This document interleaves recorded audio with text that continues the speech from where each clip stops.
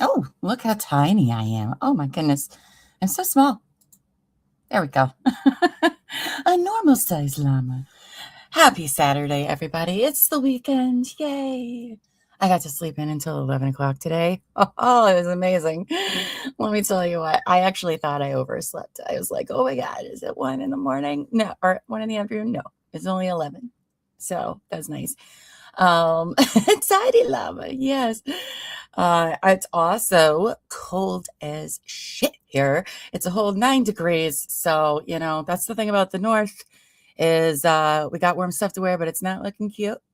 But for all my southern friends, we got the most amazing clothing for the winter that we get to wear. Because this hoodie is like basically a blanket. It's quilted, it's lined with fuzzy warm stuff all the way through. It's literally just wearing a comforter. And I love it so much. I'm going to be like this for the next 2 weeks at least. Because I think they said we're not going to get above freezing until like February. So, yay. I'll just be a cold, frozen llama. No, where's all my friends in the South? I don't know how the weather is supposed to be going for you today, but I hope for the best. And just remember to please stay warm and stay safe. All right. Don't go out driving. You don't have anywhere to go. You can sit at home and watch all Llama Learns About. We're on our 19th episode. Can you guys believe that? Oh, wow. Who knew? Feels like we've done 5. I enjoy it. Hello, Lady in Gray. Can't wait to see what we learn about today. Well, today we're going to be learning about Joan the Wad. I'm assuming it's Wad. It's W-A-D, which rhymes with bad, sad, mad, tad, lad, rad. So I think it's Wad, but it's probably not because that's usually how this show goes. We're going to learn about Joan the Wad, the smile mask syndrome. I don't know what that means. And then Order of the Solar Temple cult, which I do not know anything about, but I always love a good story about a cult. So that's what we'll be doing today. Hello, Amos. Hello. Lady in Gray asks if you're feeling better. I hope you're feeling better too. She is. Thank goodness. Thank goodness. Yes, members. Sorry, we didn't get to do TMI last night. Both Amos and Terry were both very, very unwell, and we were supposed to talk about Britney Spears, and I can't talk about Britney Spears without Amos and Terry, so we will be rescheduling that. Prostitution or 19 times. Yes, and 16 bathrooms. Yes, I was last night instead of TMI, I went over to reality with Krista Marie, and she covers like Bravo shows. And so her and I talked about the Real Housewives in New Jersey for a while. And then we went on a bunch of life tangents. I don't know. I don't know how we went down those roads, but it was a wonderful time. I had fun. So make sure you go check out her channel. It's whatever latest video she had. I was fun. I don't remember what the title of it was. But it was a good time. Hi, Sam. Good morning to our beautiful Sam. So happy to see you here. Hope you're doing well. Oh, thank you. It was a great show. It was nice not to like be in charge of a show. I just had to show up. Like, oh wow. Just kidding. All right, you guys. Well, let's get into our first topic of the day. Let me drink some more coffee because I haven't had that much. I've had 2 sips. Delicious. And that coffee is just like, you're going to have a good day. All right. Oh, you're going to have to rewatch it? Yeah. I know. Are you guys getting a lot of ice now? I don't know. The South keeps changing the last couple of days, so I don't really know how it's going to be down there for you guys. I hope well. I did see it started snowing in Tennessee this morning. It's supposed to start here like after midnight. I don't know. We're getting like over a foot of snow. But that's, no big deal compared to everyone else. We're getting more snow than Amos is in Michigan. I don't know. Is it going up towards you, Amy? I don't know. It wasn't the last time I checked, but it might be now. I know it's all of Ohio now, so I guess probably. But You're right in the line of ice storm and extreme cold warning. So, yeah. Yeah, because even if you get the rain and it gets cold right after, it's going to freeze. So I know that you guys are going to be having cold temps for a while. So just stay safe, stay inside. If you need tips on how to be warm, ask your northern friends like me. What do we do if we don't have power? There's lots of things you can do to stay safe, and survive that. Coldness is no joke. Like it will. Nobody wants that. So it's not snowing there yet. I think maybe some later this afternoon. Yeah, I think I saw you guys might be getting freezing rain a lot. Oh, I hate that. You're not getting any of the storm? Oh, okay. I wasn't sure if it went all the way up to you. How much do you have right now? Oh, I got nothing. My ground is bare bones right now. But tomorrow we're supposed to get like 11 to 14 inches. I don't know. It changes all the time, but it's going to be a lot in like 12 hours. So mine's actually all coming Sunday during the day, mostly. So it's just cold. And for once, you're not getting dumped on it, right? It's -17. Oh my gosh, gross. I saw we were going to be in the negatives this coming week too. Hence why I got my quilted bundly sweater. I'll just be doing court all week, like just like this, all week during court. Objection, Your Honor. It's freezing. Anywho, let's get into today. Yes, you ask all of us. We got all sorts of tips for you. It's going to be just fine. I promise. As long as you stay home, it'll be fine. It just hurts to read. So, yeah, dude, it's cold. It's very cold. Do you even go here? Yes. Me too. But my part of Ohio doesn't get as cold as the northern part of Ohio. And that's why I don't live there. Little couch cutie llama. Oh, you're so sweet, Sam. You're so sweet. All right, let's get into today and what we're going to talk about first, which is going to be, oh gosh, you can't read that, can you? Oh crap, I forget which one it's supposed to be. Nope. Hold on. It's apparently my first day. What do we do this one? Can you read that? No. What if we make it bigger? There we go. You guys can kind of read that. Yeah. What if we do this? That's a little small. Why do I feel like I can't see the thing I want? It's fine. Oh, maybe if I just make the page bigger. Oh my God, Llama. What is happening? You know what to do. All right. Can you guys see that? Do you need to see it? I don't know. I don't think that's right. There we go. Oh, Amos has popped in the background to help me out. Llama doesn't know what's going on. Hi, Kelly. Hello. Happy Saturday. Welcome. We're just being silly as usual. This is what happens when Llama gets a appropriate amount of sleep for her. It's fine. We'll go with that one for now. I don't know why. Maybe it's just the website. Wait, hold on. Trying to StreamYard. Oh, okay. You guys can see that better. You know what my problem was?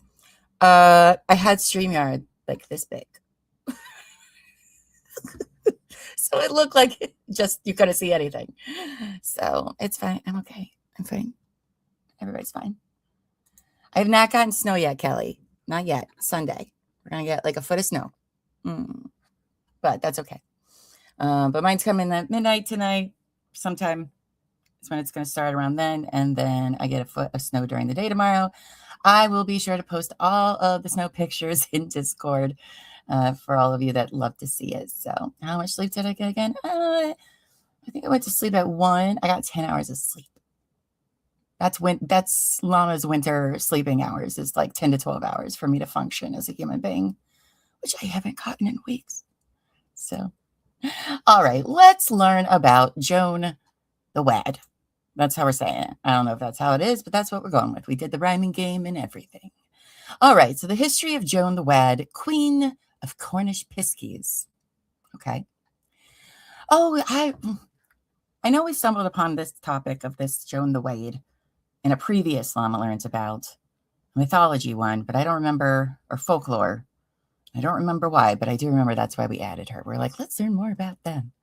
All right, so when you think about Cornwall, England, no doubt there are two words that spring to mind: piskies and pasties, the latter of which is a delightful treat, while the former tends to leave a slightly less savory taste in the mouth.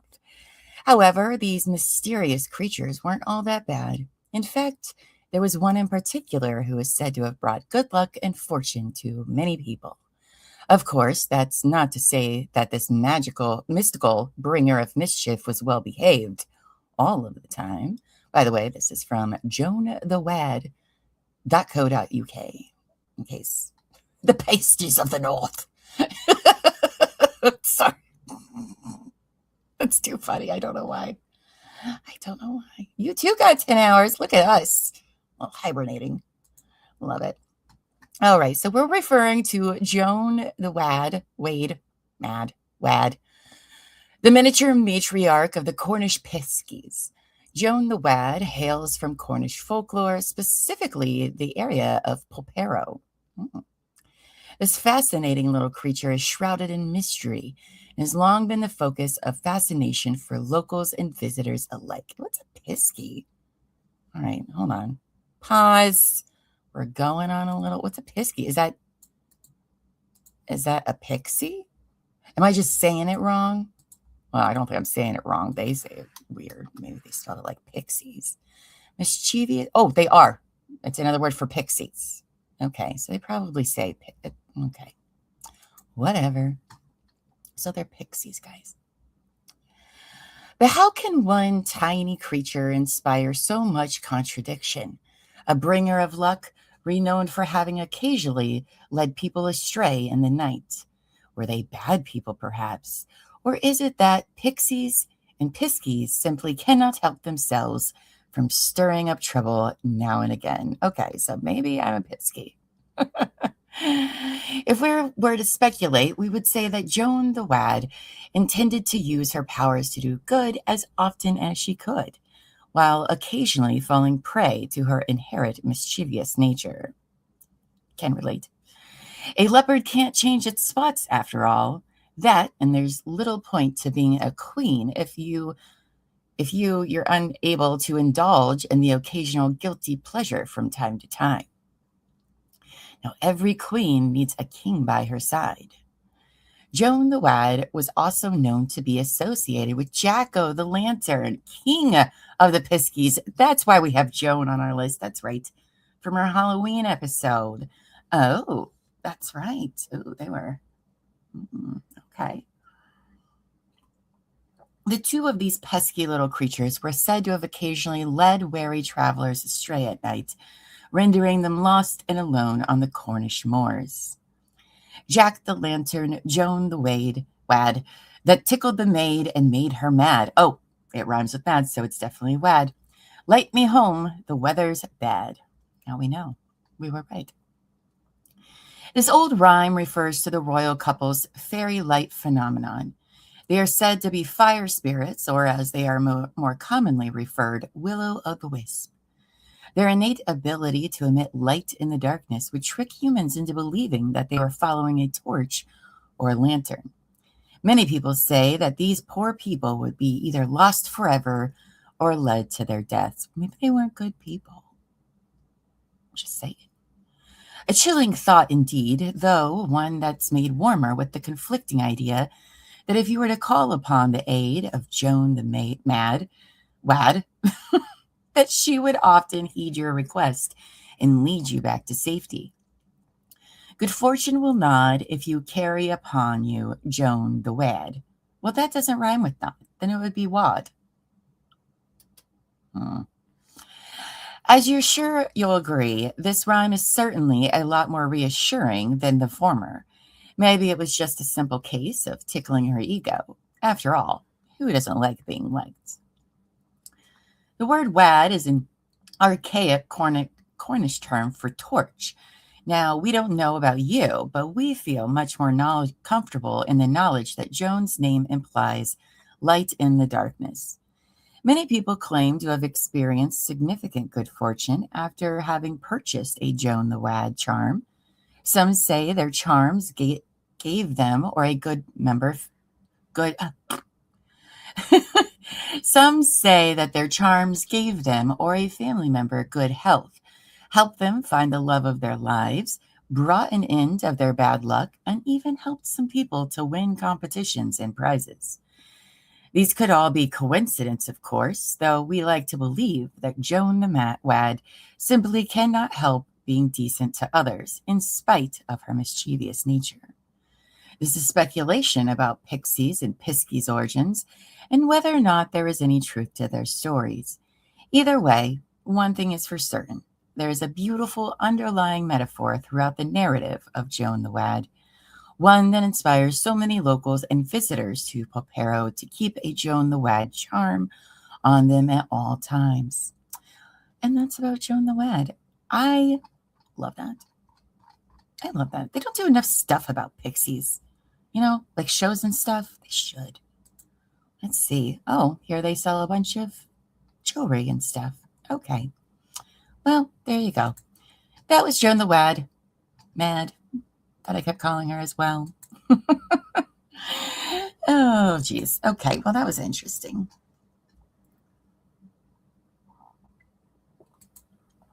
Two pillow. That's funny. All right. So, okay, I got this up. Smile mask syndrome. Oh, I do not know what this is. So,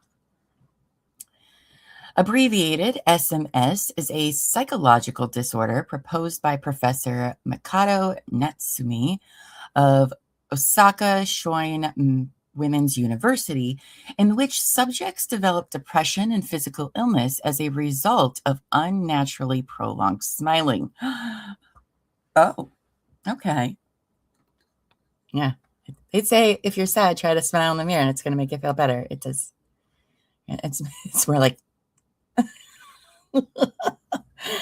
anywho. So Natsu proposed the disorder after counseling students from the university in his practice and noticing that a number of students had spent so much time faking their smiles that they were unaware that they were smiling even while relating stressful or upsetting experiences to him. Interesting.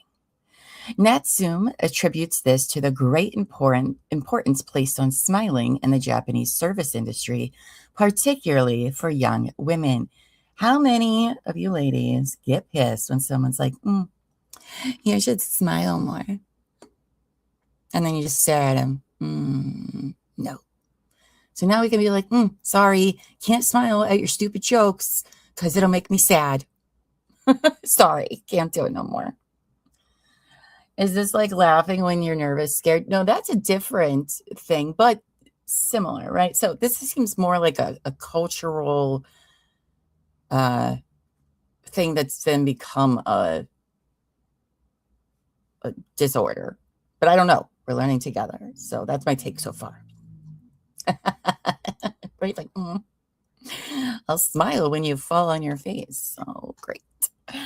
All right. So smiling is an important skill for Japanese women working in the service industry. Almost all service industry companies in Japan require their female staff to smile for long periods of time. Natsum says that his female patients often talk about the importance of smiling when the topic of conversation is on their workplace. He relates examples of patients saying that they felt their smile had a large effect on whether they were hired or not, and that their superiors had stressed the effect that good smiles had on customers. According to Natsum, this atmosphere sometimes caused women to smile unnaturally for so long that they start to suppress their real emotions and become depressed. Japanese author Tomomi Fujiwara notes that the demand for a common smile in the workplace emerged in Japan around the 1980s.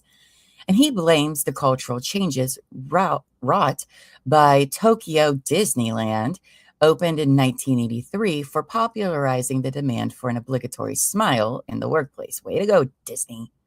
The happiest place on earth. I'm sorry. the happiest places on earth. Mm. Smile mask syndrome has also been identified in Korea. Korean writer Bae Woo-ri noted that smiling gives one a competitive advantage and has become a necessary attribute of many employees, just like a neat uniform. Yundo Ram, a psychology counselor, compared the current society, which is full of smile masks, to a clown show. Both are characterized by plentiful yet empty and fake smiles. Smile mask syndrome can cause physical problems as well as mental ones. Natsum relates that many of his patients developed muscle aches and headaches as a result of prolonged smiling, and that these are similar to the symptoms of repetitive strain injury. That's what I was wondering about. Because, like, I don't know if you guys know this, but there are a whole bunch of little muscles in your face. And I think, oh gosh, I don't remember which way it is. Does it take more muscles I think it takes more muscles to frown than smile. But you know how, like, when your face hurts from laughing so hard? It's from exercising those face muscles, which I never really think about us having, but we have a lot. Asking Llama, oh, I'm fucking pro, babes. I've been told I have resting bitch face. I would not do well over there. Oh, I can see this being a big problem, right? Like, if you're always supposed to have that smile on, oh gosh, what a nightmare that is, and you're not doing well. Oh, ooh, no, thank you. No wonder I have TMJ. Look at that. We're solving medical problems and everything. Is it more to frown? Yeah, that's what I've heard. I don't know if that's true or just like some bullshit that people made up to make you smile more. Well, you should smile because it takes more muscles to be sad than happy. Burp, burp, burp. Could be made up. I wouldn't be surprised if it is. But so that's smile mask syndrome. So yeah, it seems to be more of a cultural thing than a global thing. But I still feel like a lot, even though it's like super big in the Japanese and Korean culture, apparently, I feel like it's that way a lot of places. I mean, even here in America, you're a woman and they're like, smile more, be happy. Fix your face. Fix your face, Llama. So yeah, I think it's a train thing. And then, if you have any other, it's like, well, y'all didn't watch my Real Housewives thing I did with Crystal last night, but I was talking about how on that show, if anybody is crying, they all tell that person, stop crying. It's making me feel bad. And like numerous people on that show say that to one another, to small children, that I feel a lot of their dysfunction is by that sentiment that if anyone does anything that makes you upset, they should stop. They're the problem. Their emotions are a problem. And if they stop, you don't have to deal with your own. And I feel like that's kind of relative here, right? They don't want to see you sad because it makes them feel uncomfortable. And I don't like that. How many times I've been told to smile, I can't count. Right, Sam? Nothing annoys me more. Like, I smile a lot. Thank you very much. Yes, Amy. Yes. Welcome to Hooters. Yep. Same, Sam. Same. Very annoying. Of course, I do have a lot, like my emotions show on my face pretty well. So if I'm pissed, you'll know I'm pissed. You'll see it on my face. So, all right, let's go to the big one. This is going to take us a little while to go through. Order of the Solar Temple, which apparently is a cult. So, fun times for us. Right, Lady in Gray? Exactly. That sounds like a you problem. Ugh, frustrates me. And that's kind of a culture thing as well over there. Well, that's what the New Jersey's housewives say. I'm old school Italian. It's unhealthy and you know it. Okay? All right. Sounds like a you problem. All right. Let me take another big old drink. All right. Let's learn about what this crazy cult's about, shall we? All right. The Order of the Solar Temple, which there's a French way to say that, but we're not going to, or simply the Solar Temple, was a new religious movement and secret society, often described as a cult, notorious for the mass deaths of many of its members and several mass murders and suicides throughout the 1990s. What? I've never heard. Have any of you heard of this group? I have not. And I feel like we should have. Like, what? I mean, we all know about Jonestown and Heaven's Gate and all of that, but they're French. So I guess maybe that's why we haven't, but interesting. Okay. You haven't either? Oh, interesting. I love this. Look at us all learning stuff together. All right. So the OTS was a Neo-Templar order claimed to be a continuation of the Knights Templar and incorporated an eclectic range of beliefs with aspects of Rosicrucianism, theosophy, and New Age ideas. Let's see what this long R word is. Rosicrucianism, okay, is a spiritual and cultural movement influenced by Esoteric Christianity and Hermeticism that arose in early modern Europe in the early 17th century. Okay. After the publication of several texts announcing to the world a new secret society. Okay, but look at that fun picture that goes along with it. It's like a traveling temple on wheels and flying things. Is that a swan in the air? I don't know what's going on with that, but okay. It was led by Joseph D. Mambro with Luc Jarret as a spokesman and second in command. It was founded in 1984 in Geneva, Switzerland. Oh, okay. Okay. I love this one. If Llama doesn't know about a cult, I have doubts it exists. Oh boy, well, maybe. Ooh, I love this. This is exciting. D. Mambro, a French jeweler and esoterist with a history of fraud. Oh, you don't say. What?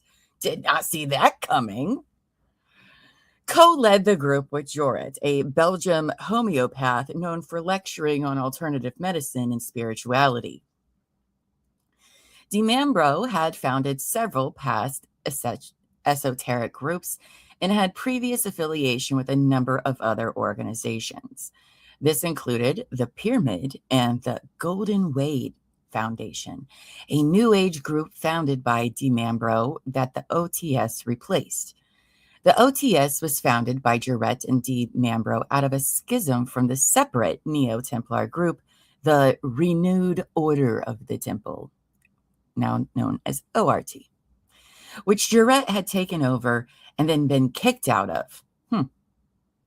The group was active throughout several French-speaking countries. Its practices focused largely on ritualistic elements with beliefs in the ascended master figures of theosophy, who they believed resided on the star Sirius, or Cyrus.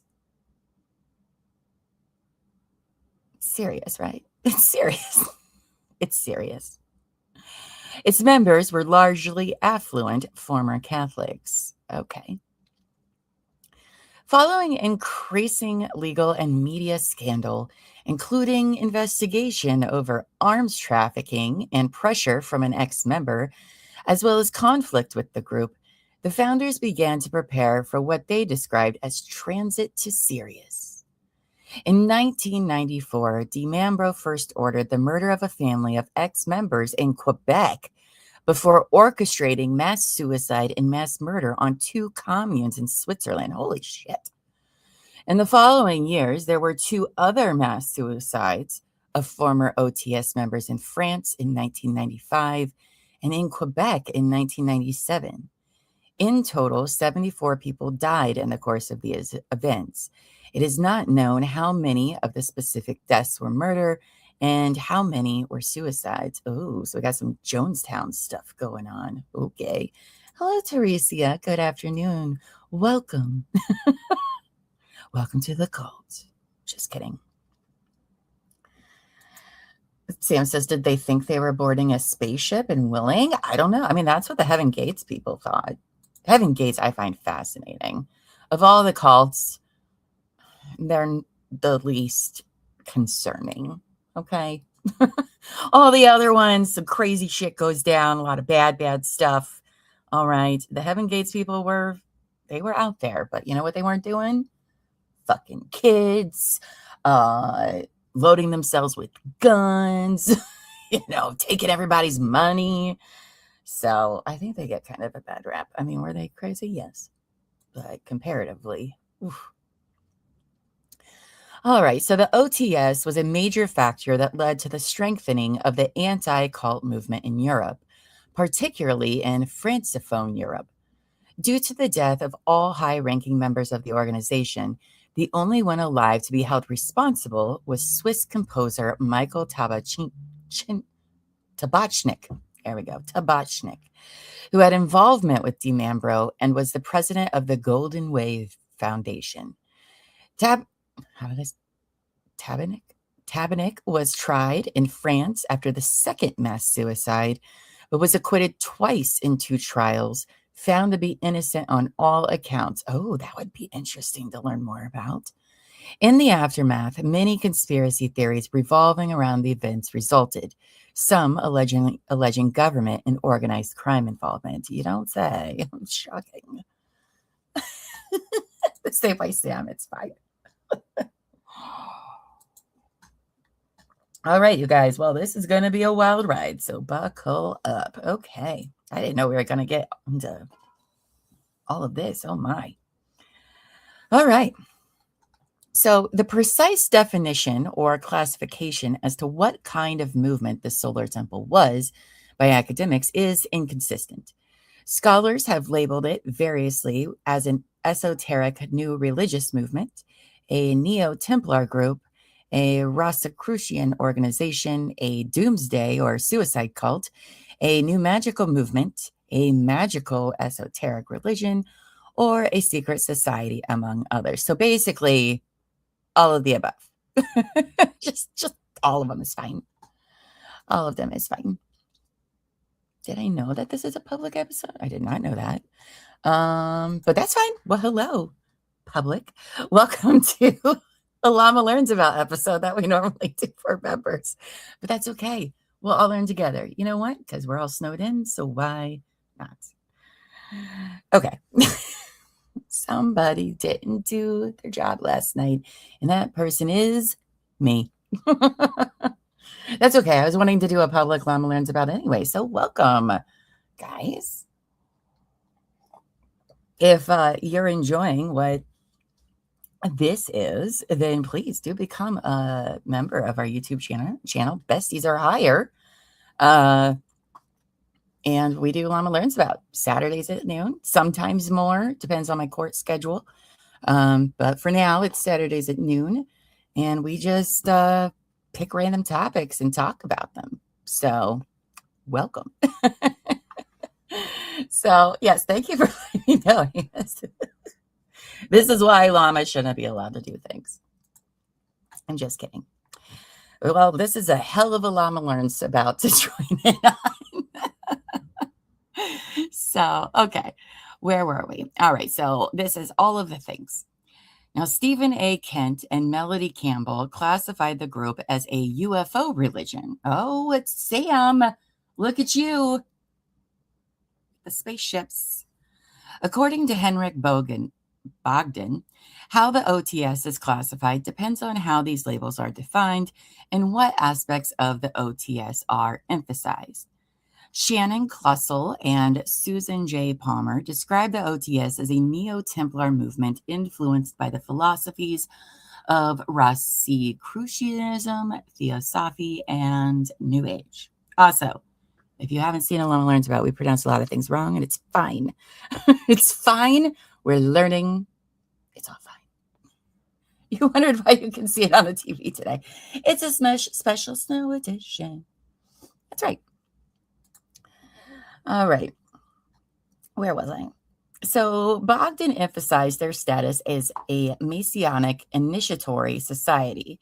Massimo Introvine has classified them as one of the many Neo-Templar movements, organizations that claim through adherence to a set of myths about the secret survival of the Knights Templar to be a continuation of that movement.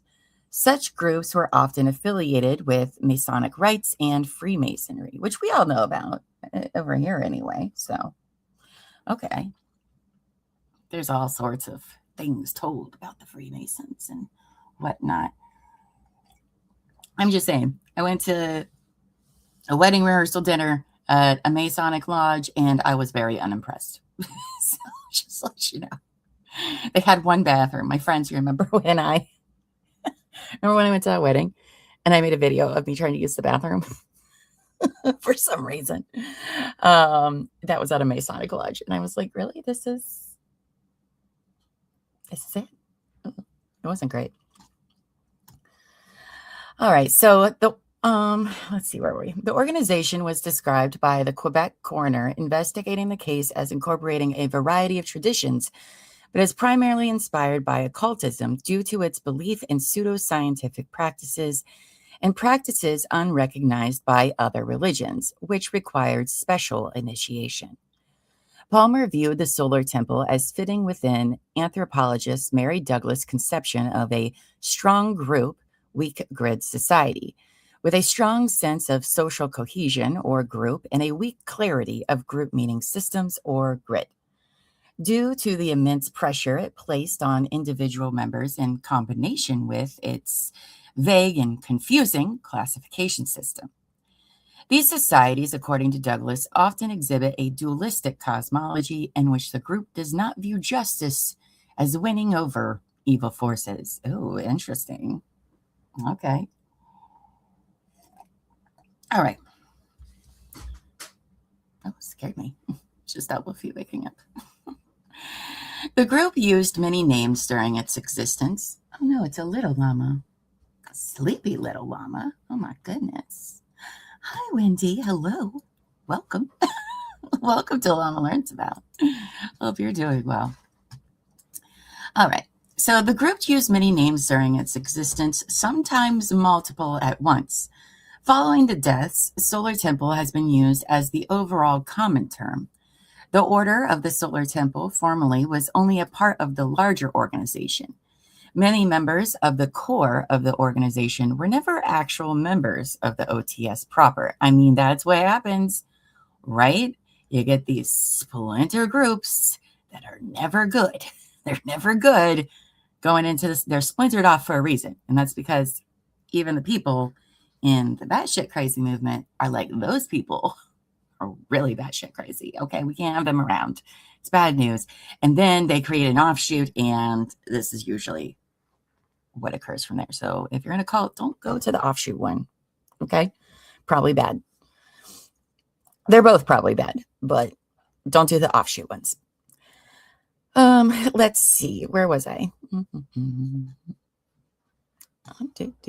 All right. Many aspects of the group's organizational structure were in flux, as is the case in many NRMs. The organization had several layers compared to a Chinese box of scholars. Okay. The most public face of the organization was the Amenta Club near Atlanta. Near Atlanta? Okay, I thought we were in Europe, but all right. Which had Luc Jouret lecture on New Age-related issues, including ecology, homeopathy, and naturopathy. It was the Amenta Club from which recruitment was done to the more secretive and ritualistic Arcadia clubs. That's the way it always goes. The third, and apparently most secretive layer, was the International Order of Chivalry Solar Tradition, or the Order of the Solar Temple. Well, we had to put chivalry in there. What is that? Oh, There you go. I don't know. I think my grandpa was one. I don't know if it's really a thing. I don't really know what it's all about. I'm sure that many of them are harmless. I'm sure there was an offshoot of a group that did bad things. There always is, right? That doesn't mean everybody's doing bad things. Or whatever. So the OTS had a strict hierarchy with 3 degrees. In the structure of an initiatory Masonic society, the Frères du Pervis, oh my gosh, these are all in French. All right, we're just going to do the English version. The Brothers of the Court, Knights of the Alliance, and Brothers of the Former Times. Ooh, wonder what that one's about. The 3 levels of membership corresponded to the 3 degrees of initiation: innates, awakened souls, and immortals. Okay, sorry. Immortals. Okay. For each degree, a rite of initiation was undergone by the member. Specifics of each ceremony varied, but in one ritual, the dubbing of a knight, the officiants were mentioned as priest, deacon, ritual master, maitre, chaplain, centennial, master of ceremonies, guardian, and escorts. That's a lot of people involved in this. The precise relation of these hierarchies to the organization at large is unclear, with the degrees possibly constituting an even more selective group, which some sources call the synarchy of the temple. Outside of this framework was the 4th organization, the Golden Way Foundation, previously La Pyramide. I mean, I don't think a pyramid is a very good sign for a group, considering pyramid schemes, and that's usually what these ends up being as well. Let's see, which was the parent structure of both the Arcadia and Amenta clubs. Members of the OTS paid a monthly membership fee and lived communally. Okay. They seemed mortal. They seemed okay. Well, that's good. Could you imagine going up to me and be like, so, are you immortal? Because if you are, you got to tell me. All right.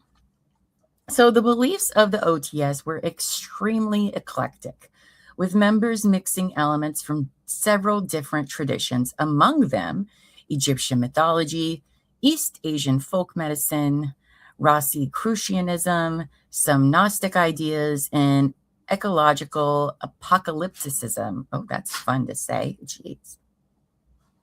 What are they doing over there? Its members explored a variety of occult subjects, with occultists of varying systems of beliefs being invited to do workshops for the OTS. The order did not have one coherent method of whatever. Its system of eclectic beliefs, meaning bringing together. They did not have a normative theology, instead utilizing allegory and symbolism to clarify their own beliefs in this context. The more distinct beliefs of the OTS, reincarnation and or brotherhood, were hidden. So they were just basically like, we're just going to throw all of the things in, all of it. We're all of it, all of the things. So I guess also probably so they don't have to be like tied down and move goalposts. That's what happens in cults. Be like, we'll just cover it all. Why not? As an esoteric movement, the teachings of the OTS were elaborated upon only to those deemed advanced enough in the organization. That's how it normally goes. Members progressed through several related movements, the Amenta Club, the Arcadia Club, and the OICST. That's the chivalry one. Most of the dead were the high-ranking members, with those left surviving being the lower ranking who had less access to the ideas of the group. This has caused difficulties in investigating their beliefs by scholars. Many members of the OTS were wealthy and socially successful, in contrast to many other cults. Members were often middle-aged professionals who were highly cultured. Interesting. This drew from its approach elitist and interested in aesthetics with a religious view that was non-fundamentalist. Its members were almost exclusively cultural Catholics to whom it offered a type of religious mysticism and ritual that had been minimized by the Catholic Church in the previous decades. Commentators have suggested influences from Eastern religions. Emmanuel, was referred to as an avatar, though this term was not used in any philosophical sense, and Jaret believed the world to be in the Kali Yuga, as in Hinduism. Oh gosh, I know who Kali is. I tried to learn a lot about Hinduism. I had a very difficult time following it, but it seems very fascinating. So if anybody knows a lot about Hinduism and wants to tell me about it, like the mythology and the stories, I would love to hear about it. Because I tried to because I love mythology of all sorts. And I really want to understand that mythology and the stories and all of that. But it was hard. It was very difficult. So Jaret's usage of the term was not in line with Hindu usage, being a much shorter period, 6,000 instead of 432,000 years, more similar to Western astrological ideas. These and related concepts are widespread within New Age and Theosophical movements, and any further inspiration is contested. According to Chrysides, Dimambro's contrasting of Emmanuel as the avatar with the Antichrist show that he still thought in a quasi-Christian manner. In one of their letters, they displayed a belief in the New World Order conspiracy theory. You don't say. The OTS took a large portion of its ideology from the French alchemist Jacques Brier, inheriting his work's occult apocalyptic themes. His books were circulated within the organization. It also asserted the arrival of the end of time. One chart calculates the end of incarnation as 1999.8. Does that mean August 1999? I don't know. Other years it gave were 2147, 2156, or 2666, to no one's surprise. Though it also said that others were possible, as they were based on simple calculations. I also like how far ahead in time those are. That is very helpful for the cult leaders. The precise date was viewed as less important than the preparation for the end itself. They always say that. In another chart, Brier relates that based on the year Jesus is estimated to have been born, that the grand monarchy of the world ought to leave this world around 1995-96. The OTS was heavily influenced by the theosophist Alice Bailey. In particular, the preoccupation with the star Sirius and her emphasis on the theosophical concept of the ascended masters had influenced the Rosicrucian revival. Dimambro also utilized her great invocation to begin temple ceremonies. Jacques Brier and the New Age movement generally had drawn heavily from Bailey's ideas. Bailey also introduced the reappearance of the Christ concept, where Jesus had been a medium for the Christ, who towards the end of the 20th century, as long as a certain set of conditions were fulfilled, would appear to herald a new age, which would coincide with the drawing of the masters close to humanity. Well, all the telltale signs of a cult here. So, listen, if you go in any groups, just be wary of all these different things that they say, right? Oh, it's the end of the world. We need to prepare. All of that. So far, none of them have been right. And maybe they were right. Maybe they did bring in a new wave, a new world, and that's why the world is it is today. Ooh, I hope not. Jaret defined 7 principles of the Order of the Solar Temple, which were taken basically unaltered from Brier's Sovereign Order of the Solar Temple. The OSTS wrote their 7 principles as follows. 1. Reestablishing the correct notions of authority and power in the world. 2. Affirming the primacy of the spiritual over the temporal. 3. Giving back to man the consciousness of his dignity. 4. Helping humanity through its transition. 5, participating in the assumption of the earth and its 3 frameworks, body, soul, and spirit. 6, contributing to the union of the churches and working towards the meeting of Christianity and Islam. 7, preparing for the return of Christ in solar glory. Okay, well, this is getting, all right, confusing, but okay. Look at that star. That's pretty. All right, so the OTS theology. All right, the star Sirius was a focal point as the blue star that had appeared roughly 26,000 years ago. Following the appearance of the star, the universe's history could be divided into several ages, viewing the present moment as one being in which the world was moving from the age of Pisces to the age of Aquarius. This belief in the astrological ages was shared with several other New Age and occult groups. In the OTS's view, the arrival of the age of Aquarius would result in the apocalypse, with the earth being consumed by fire. The OTS then aimed to create a group of souls dedicated to surviving this apocalypse. Would you guys really want to survive an apocalyptic event? I don't know if I would. It seems like a lot of work. I'd be very uncomfortable. I wouldn't have all the amenities like a toilet, a working toilet. I mean, I think that's a deal breaker for me. I don't think I want to make it through that. Ugh. The OTS believed Sirius to be the home of the Ascended Masters, also called the Great White Brotherhood. Oh, that's not a great name. Ugh. The OTS conceived of the Ascended Masters as having arrived on Earth, where they inhabited Agartha, an underground spiritual realm popular in esoteric thought. Never heard of that before. Their belief in the Ascended Masters was shared by the Theosophical Society. The Masters were, in the OTS's conception, effectively souls with the ability to manifest in physical form. Both the Masters and human beings were perceived as souls who were merely temporarily occupying their bodies, and at the time of death would move on to another. It's a very common belief.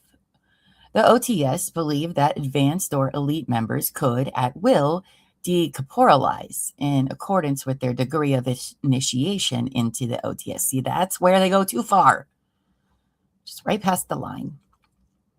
All right, reincarnation, which is something many religions around the world believe in. But I'm sure they found a way to bastardize it in some way, so let's see. Both the Masters and human beings were believed to be capable of reincarnation, a key aspect of OTS theology. OTS members believed themselves to be reincarnated versions of the original Templars who had been burned at the stake with their Grand Master Jacques de Molay. And even further, members of a class of people who had been reborn since ancient times, whose purpose in the world was to fulfill a cosmic mission. Sounds a little bit like the Daybells. Also, another crazy doomsdays call people. Di Mambro personally claimed he was a reincarnation of, among others, as Egyptian pharaoh, one of the 12 disciples, Longinus, the Roman soldier who pierced Jesus' side during the crucifixion, and an ascended master, Manitanus. Oh, he's all of these important people. Go figure. Also, do you want to be Longinus? Ugh. I don't know if that's good. Di Mambro often revealed these past lives to members, in the process giving them new spiritual identities. In doing so, according to Susan J. Palmer, both drama and the illusion of spiritual progress were applied to the members' time in the group. The OTS was said to believe that souls had no gender. However, Chrysides notes that this is difficult to reconcile with the cosmic marriage doctrine, as well as the explicitly gendered nature of the Ascended Masters, who were always consistent in gender throughout their incarnations. One former OTS member expressed the idea that the inner self was sexless, with there being no difference between the souls of the sexes. The cosmic child was always referred to as a he, despite being a girl. Cosmic coupling. Oh no. Is this some twin flames bullshit? Probably. Okay. And if you don't know about the twin, and I'm referring to the twin flames cult, what are their names, Amy? If you don't know who those people are, they're from Michigan and they are the worst. One important OTS practice was cosmic coupling or cosmic marriage. Following DiMambro's reveal of a member's past life, either DiMambro or Joret, though Joret himself was forced by DiMambro to separate from his wife due to cosmic incompatibility, forced apart married couples and put them with other members. Well, if that doesn't sound freaking familiar. Yes, Shanna and whatever fuckface his name is. I don't remember what his name is, but he sucks. Wonder where they got this idea from. Sounds pretty familiar. What is his name? No, it's not Jamie. It's something stupid. Jeff. Sorry. Jeff isn't a stupid name, but he is stupid. Oh, Jeff and Shalea. I don't know. The Twin Flames universe people. If you don't know. Wow. All right. So a ceremony was performed bonding the discarnate archetypal forms of the paired members. DiMambro himself was bonded with Bellaton in a ceremony viewed as the reincarnation of Hatshepsut. I think that's how you say that. Hatshepsut. She was an Egyptian pharaohess, I think, or whatever they call them. Are they still pharaohs if they're women? I don't know. DiMambro claimed he did this as the will of the cosmic masters, of course. Hatshepsut, I think it is. The goal of these cosmic couples was to birth 7 or 9, no 8, elite cosmic children, one of whom was his daughter, Emmanuel. Another included Tabanek's son. According to DiMambro, these 7 children would form the consciousness of the new humanity and were raised to fulfill this role. Well, that's not something to live up to. Holy crap. The cosmic child, Emmanuel, was a subject of worship by group members. Though her specific role in the group is unclear, it was unique in the group. She underwent a special baptism of water from the Jordan River and Jerusalem-sourced chrismal oil. How old is Emanuela? Because Emanuela, yikes. At the same time of the mass suicides, there were only 5 cosmic children. In splitting up a couple, DiMambro explained to them that their karmic cycle had been fulfilled. They were reassigned to a new partner, whereupon they were sent off on a mission together. These pairings often had large age gaps. Dominique Bellaton, in her 30s, was paired with Patrick Vornet, who was 14 years younger. Oh, younger. Okay. I was like 14 years old. Of course. Of course. But no, 14 years younger, which isn't great. Well, wait. No, because that could make them 14. Oh. Never mind. Did that math. Didn't like it. And Thierry Hugin's marriage was broken apart, and his wife, in her 30s, was matched with DiMambro's 14-year-old son. Nope. Yep. Okay. So, of course. Another cosmic couple had a 30-year age gap. Bruno Klaus, upon leaving his wife at DiMambro's order, declared, "The masters have decided I am going to live with another woman." While marriage was idealized in the OTS, the leaders encouraged defamiliarization through its practice. Ex-members often complained they were forced into these cosmic unions, though other ex-members said the OTS did not intrude in their personal or family lives. Okay. Oh, goodness. All right. Yep, always does, Sam, right? Tale as old as time. Okay, great. The rituals. Ritual was an important aspect of the OTS beliefs, described as its core activity by scholar Hendrik Bogdan.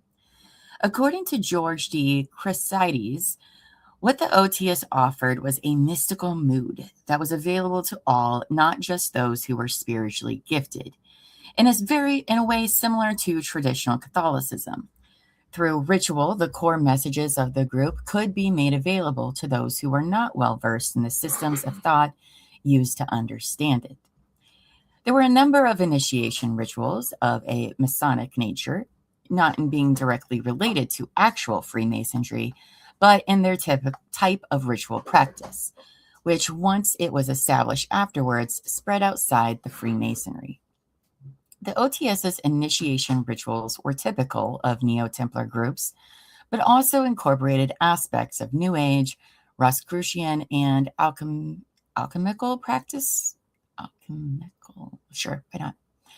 One initiation ritual, the reception ceremony of the Hermetica Fraternitas Templi Universali, whatever, which was the official initiation into the first degree Templi Novici.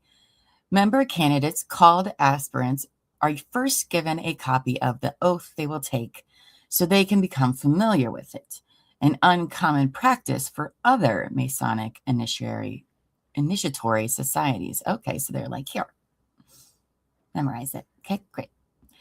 The ritual objects used for the ritual include a Templar cross, a sword, a 3-branch candelabrum with white candles, a vase containing a red rose, a red cushion, an altar, a sacred book, a Bible open to the Gospel of John. Okay. A red votive candle and crosses, which are given out to the initiates. The ritual must include 6 officiants for the initiates. Compared to other Masonic rituals, it starts simply with the playing of Bach's toccata and the lighting of the votive candle before the assembly is brought in. The candelabrum is lit, and the chief officiant of the ritual opens and calls for prayer. Well, that is very okay. Not too creepy. So do they wear cloaks and masks? Because that's when things get weird.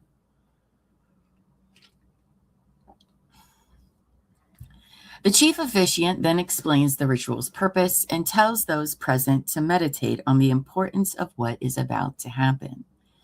The aspirants are then brought in, and Gregorian chants are played. The chief officiant asks them if they wish to continue. They are informed that by taking the oath, it reaches beyond human limitation. And once they take the oath, their life will be towards the path of service, of light and unity, and that the members' field of consciousness will broaden and your scale of values will change, giving the full significance to the notions of honor, loyalty, courage, disciple, and effort, whose concern should now be to preserve and respect the consciousness of life, to maintain harmony, and radiate love. I don't know why we have to have like a whole ceremony about this. Can't you just be that way? Okay.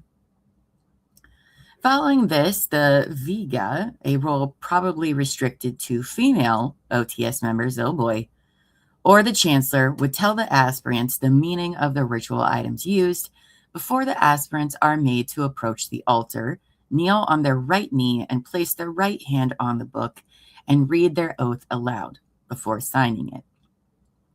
After this is completed, the chief officiant declares that they have reached the degree and gives them a cross as the emblem of the order, which they are told has been blessed by an official priest, and that all members should wear it during meetings. Then, at the end, the Templar Psalm is read thrice, 3 times. This psalm is included in many solar temple initiation rituals and reads, Non nobis domin non nobis sed nomine tu da glorum. Not for us, Lord, not for us, but to thy name give glory. Okay. I'll say something with rituals like these, okay? This is them testing the person to see how far they would go to believe and belong. Like, it's a very powerful experience, even if it's all based on nothing.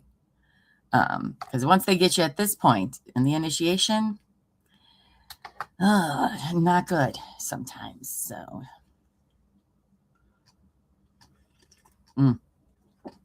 yes. Yes. All right. So after the chief officiant extinguishes the flames of the candles and candelabrum and announces the end of his work, Hallelujah is then played, and everyone except the master of ceremonies and the guardian positions leave. Another Order TS ritual, the dubbing of a knight, not an admission ritual, but probably a second-degree ritual, states that the knighthood can only be granted by either the Grand Master, D. Mambro, go figure, the Deputy Grand Master, or a dignitary appointed by the order. It is Catholic in nature and includes a mass performed at the same time. The oath given in this ritual reads thus: I, Llama, swear here and now a solemn oath to nobly serve the cause of the temple in a spirit of detachment and humility. I shall strive in all circumstances to maintain a worthy and just attitude, not only with regard to my co-disciplines, but also whenever I represent our venerable order in the world. I promise to respect the sacred rules of the temple which rule our venerable order, to live with them permanently in accordance with the ethic which constitutes its force, and to obey the directives of my superiors without reserve. You should always keep that reserve, by the way. I commit myself to respect and conform to the customs and laws of the countries in which I might be called to serve. That's a weird thing to include in there, but okay. In another ritual, the traditional ritual for the donning of the talar, which is more complicated, the candidate is purified and sheds their clothes, standing only in their underwear, to cast off all impurities. Scholar Hendrik Bogdan noted several of its lines as particularly ominous in light of the deaths. In one part, it is stated that always remain worthy of wearing the sacred robe, whatever may happen, even if your physical life is in danger, for you will soon learn that physical life is of no importance. Yikes, that is ominous. As well as the rituals of initiation, there are mystical or magical rituals. Underground sanctuaries were built by the group, hidden behind false walls and only accessible through secret passageways. To enter them, a member would have to take a ritual number of 22 steps, probably a reference to the 22 paths of the Tree of Life in Kabbalah, In one ceremony attended by cult researcher Jean-Francois Mayer in the summer of 1987, in order to commemorate the summer solstice, the Templars held a bonfire in the French countryside. Following their lighting of the fire, there were instructions, and the members turned around the fire only clockwise. Mayer said during the event that it was a ritual, whereupon a member corrected him and said it was not merely ritual, but something much more. One of these rituals was where ranking members could supposedly witness the master's manifest in the underground chambers of the group, in which were actually holographic shows by Antonio Dutoit. O2S rituals may have involved hallucinogens and utilized the visual effects as well as music. Drugs, check. Among the utilized effects were lightning effects,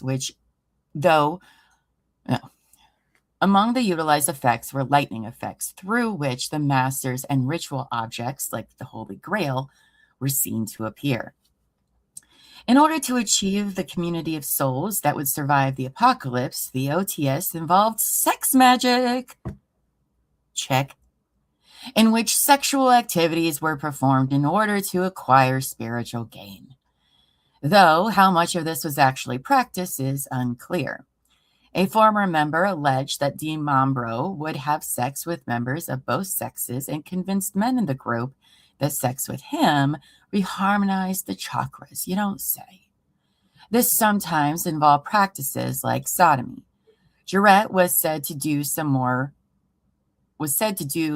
more readily than DiMambro.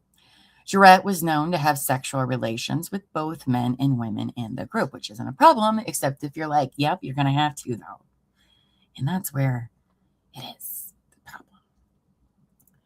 problem. Let's see. Let's take a little break for my voice there. Because no one will tell. Because you don't want to go against the group, because then you get ostracized. It's awful. Sam says, if a child is brought up in this lifestyle, they don't know that it's wrong. Yes. And the people protecting the cult don't allow outsiders to know or participate the secrecy part. Yeah.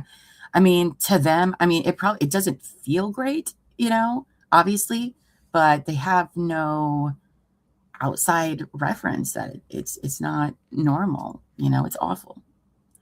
So listen, if you are in a group of any kind and they're like, listen, we're going to have some sexy time for you to be more spiritual, run as fast as you can. Okay. You do not want to get involved with these people because it's not consensual most of the time. It's bad news bears. And yes, there were drugs involved. This is all the hallmark signs of this is all the cults in one. Okay. All right. Okay. Transit. Uh-oh.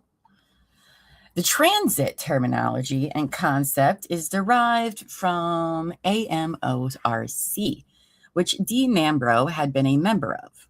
AMORC uses transit as a term meaning death, among other vocabulary that OTS borrowed from the organization. What's the AMORC? Let's see.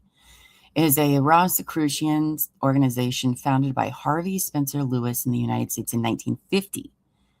It has lodges, chapters, and other affiliated bodies in several countries. It operates as a fraternal order in the mystical Western esoteric tradition. Oh boy, got another one. Okay. AMORC, as with the OTS, saw death as merely a transition in which the physical body separates from the soul. Unlike the soul, the physical body will change and decay. Now that's a thought that many people have. So that's not too, out there, I suppose. The concept had first been brought up by DiMambro in 1990 or 1991. It was to mean a voluntary departure of the members to another dimension in space, or an act of consent to bring the germ of life to another planet. He told the members that they would be summoned on short notice and would need to be ready, as this could occur any day. Oh boy. They conceptualized the transit as a ritual involving magic fire, where they would undergo a spiritual voyage to the star Sirius.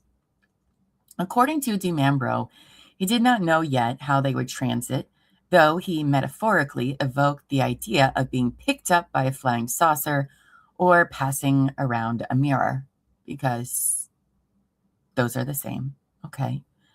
OTS members were familiar with the similar ideas prior. In 1987, Jarrett had for sale at one of his lectures a comic strip, Voyage in Temporal, that tells of a group of UFO believers who were picked up before a great cataclysm. Following the gun scandal, Jarrett began speaking of the transit concept as well. Palmer argued that the transit could have been viewed as a solution for many of the problems the OTS faced. It prevented the loss of charisma that DiMambro would have to deal with given his old age and illness, as well as his suffering personal relationships with others. Death cult.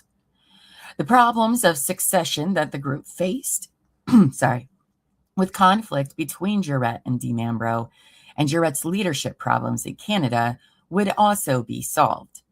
One interpretation was that it may have been a funeral intended for a pharaoh, as DiMambro was interested in Egyptian mythology and was a pharaoh at some point in his past life. intended to bring DiMambro's retinue with him into the afterlife and keep his power. According to the later testimony of members, they did not interpret it as mass suicide, with one stating that they believed the transit was instead the idea of being saved from disaster. Members otherwise interpret it innocuously or as an ephemeral concept, such as one interpretation of the transit being that the group would simply move to another geographical location or leave Geneva.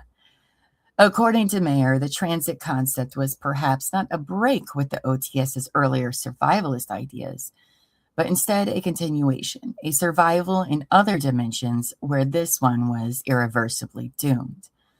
Academic Massimo Introvine wrote that their suicide eludes easy comparisons with Jonestown and Waco, but was actually far more comparable to the latter Heaven's Gate group. Yeah, there's definitely strong parallels with Heaven's Gate. But as I said earlier, Heaven's Gate, of all the cults, while crazy, they were fairly harmless, okay, compared to Waco and Jonestown and all the others where people like to do things to kids and have guns and do awful, awful things.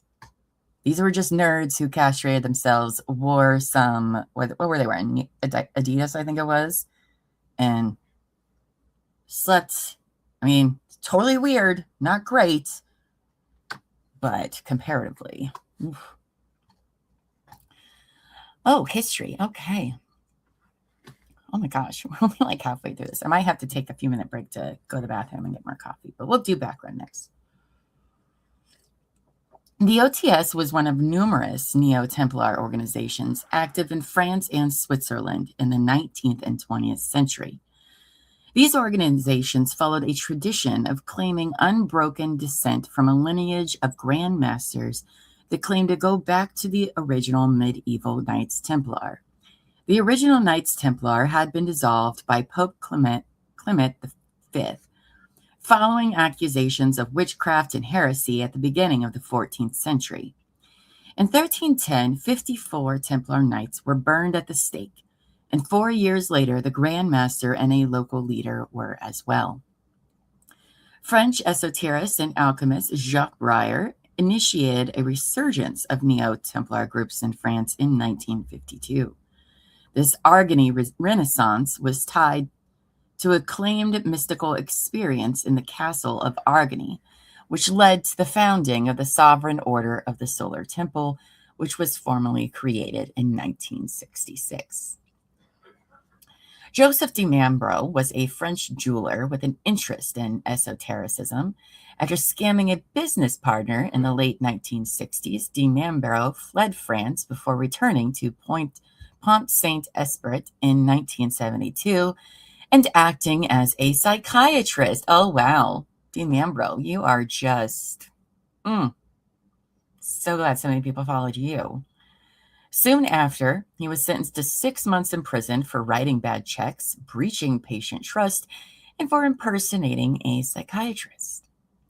In the late 1960s, he became a member and lodge leader of the AMORC organization in Nimes, France. AMORC is the largest contemporary Rosicrucian organization, structured into lodges which performed initiation rituals into specific degrees. Luc Jouret was a Belgian homeopath. He traveled widely studying various forms of alternative and spiritual healing before settling in Annemasse and practicing homeopathy there. Homeopathy? I think it's homeopathy, Llama. I think that's it. Oh, con artists. Always the leaders, aren't they? So this seems like this was the original group, and then they all splinter off because they're like, no, don't like you. So in 1973, DiMambro founded and became president of the Center for the Preparation of the New Age. CPAN was a yoga school. Check, there's always fucking yoga in cults. There's nothing wrong with yoga, but this is also how they'll get people in. It's fine. We're just doing yoga. It's fine. Everything is fine. And then they get you in a cult. Just saying. All right, so CPAN was a yoga school, but also presented itself as a cultural center for relaxation. This is a very big problem in the 70s and 60s, by the way. In 1976, 8 people, including DiMambro, most of whom lived together, formed a building society in Cologne-sur-Salve and bought a building that they called the Pyramid. The group was also called by its members the Fraternity of the Pyramid. This hid an esoteric society concentrated as the Temple of the Great White Universal Lodge, Pyramid Sublodge, June 24th, 1976. In June 1977, DiMambro met orchestral conductor Michael Tabachnik, who, having an interest in esotericism, attended and became a member. On July 12, 1978, DiMambro founded the Golden Way Foundation. The Golden Way became the center of activities in DiMambro's variety of groups. Several members donated large amounts of money, allowing them to buy a property in Geneva, which hosted meetings including for non-members. The Golden Way functioned as a front for a smaller group of people, the fraternity, which undertook secret esoteric rites. The fraternity, like many other New Age organizations in the 1970s, had communal ideals, holding all their property communally. That never works out. It's just an intentional community, guys. It's not a cult. Okay. The fraternity, oh wait, I already said that. This attracted members. One member had previously been in the Scottish Findhorn New Age group, but it also disappointed them when the reality of the group failed to live up to the ideal. As well as the fraternity, there was the community, which was made up of members who kept their income and paid for rent, food, and drink. While the group's headquarters were impressive, the group lacked a successful communicator with which to spread its ideas. In 1981, Jarrett was invited as a speaker and spoke about homeopathic medicine at one of their conferences. DiMambro was impressed by him and invited Jarrett to join. And he was officially accepted into the group alongside his wife on May 30th, 1982, where he quickly rose in the ranks. DiMambro then told others that Jarrett possessed charisma, so he should be the frontman of the group. While DiMambro controlled it from behind the scenes, Jarrett became the group's propagandist and began giving lectures promoting it in 1983. Oh, another tale as old as time. Somebody in the back's actually controlling it more than the person who they put their face at, so that's interesting. In June 1981, DiMambro, then 57, began an affair with the 21-year-old Dominique Belleton. Oh. He later claimed to receive a revelation from the masters that Belleton would produce a cosmic child through theogamy. Theogamy?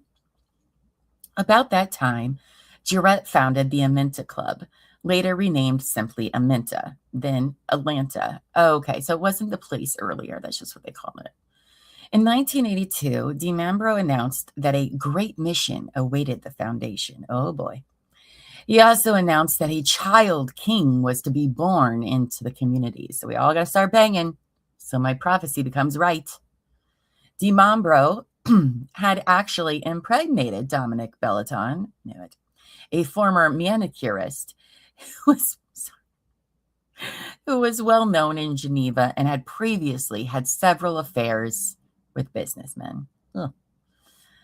DiMambro claimed that this child's conception was created from the power of his mind and immaculate conception. Oh my gosh. So he's like, I impregnated her with my mind, you guys. Sure, Jan. Sure. Okay. Their child, initially named Anne Belleton, was born March 22nd, 1982. The child was viewed as the Christ of the new generation, oh boy, but was born female, something attributed by DiMambro to human perfection. believing the child's mother being human had led to an imperfect Christ. Fucking rude. DiMambro claimed the child was an avatar, a male soul trapped in a female body. Oh, for fuck's sake. She was then renamed Emanuela, the male version, Emmanuel, being Jesus' messianic name, but was referred to with male pronouns. He required Emanuela to wear gloves and a helmet to protect her purity as the cosmic child, who he considered the Messiah avatar of the planet's new age. Oh boy. Okay. Well, first of all, fuck you. All right. This is gross. It's not okay. And I am so sad for this child right now. Can you imagine? Oh my gosh, you're insane. Wow. Okay. In 1970, French legate of AMORC Raymond Bernard established the Neo-Templar group, the Renewed Order of the Temple, at the suggestion of Julian Origenes, who was given control of the group shortly after. During a meeting of the ORT and the OSTS with the Golden Way Foundation in 1981, Julian Origenes met Jouret. Origenes was impressed by him and invited him to come to Audi with him and join ORT. Jouret was initiated into ORT, quickly rising into its leadership ranks. Jouret and Origenes became close, and Origenes may have appointed Jouret to be his successor and the next Grand Master. Okay, this Jouret guy has some serious riz. He's just like, they meet him, and they're like, yes, you need to be in charge of everything, no matter where he goes. So, oh boy, okay. Origenes died in 1983, after which DiMambro urged Jouret to take over the order, and he became its new Grand Master that year. The same year, Mikhail Tabachnik was made president of the Golden Way Foundation. Jouret was initially accepted by the remaining ORT members as successor, but began introducing new and foreign concepts into the ORT, inspired by DiMambro's ideas. Jouret was never consecrated as Grand Master, which was an important process to many esoteric groups, and he was not an officer in the legal aspects of the organization. This was used to oust him in 1984. See, they were like, nope, you all are too crazy. Go fuck off in your own little land, please and thank you. It happens all the time. All the time.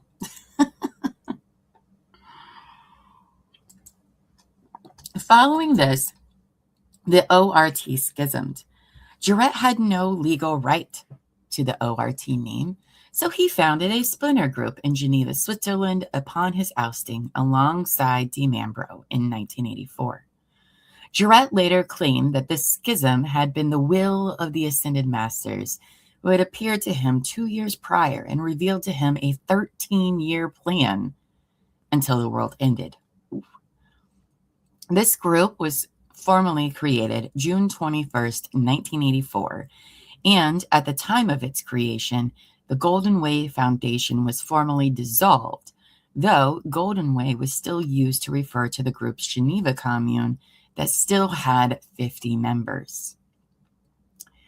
It was first called the ORT Solar Tradition before being renamed the International Chivalric Order of the Solar Tradition, and finally, the Order of the Solar Temple.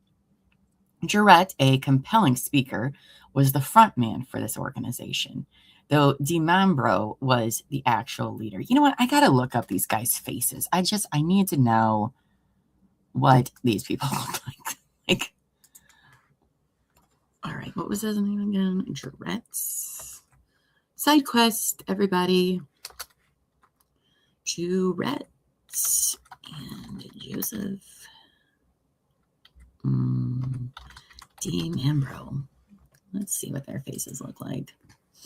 Images, please. Oh my goodness. Shut up. Oh, I'm not sharing with you guys. Sorry. These guys.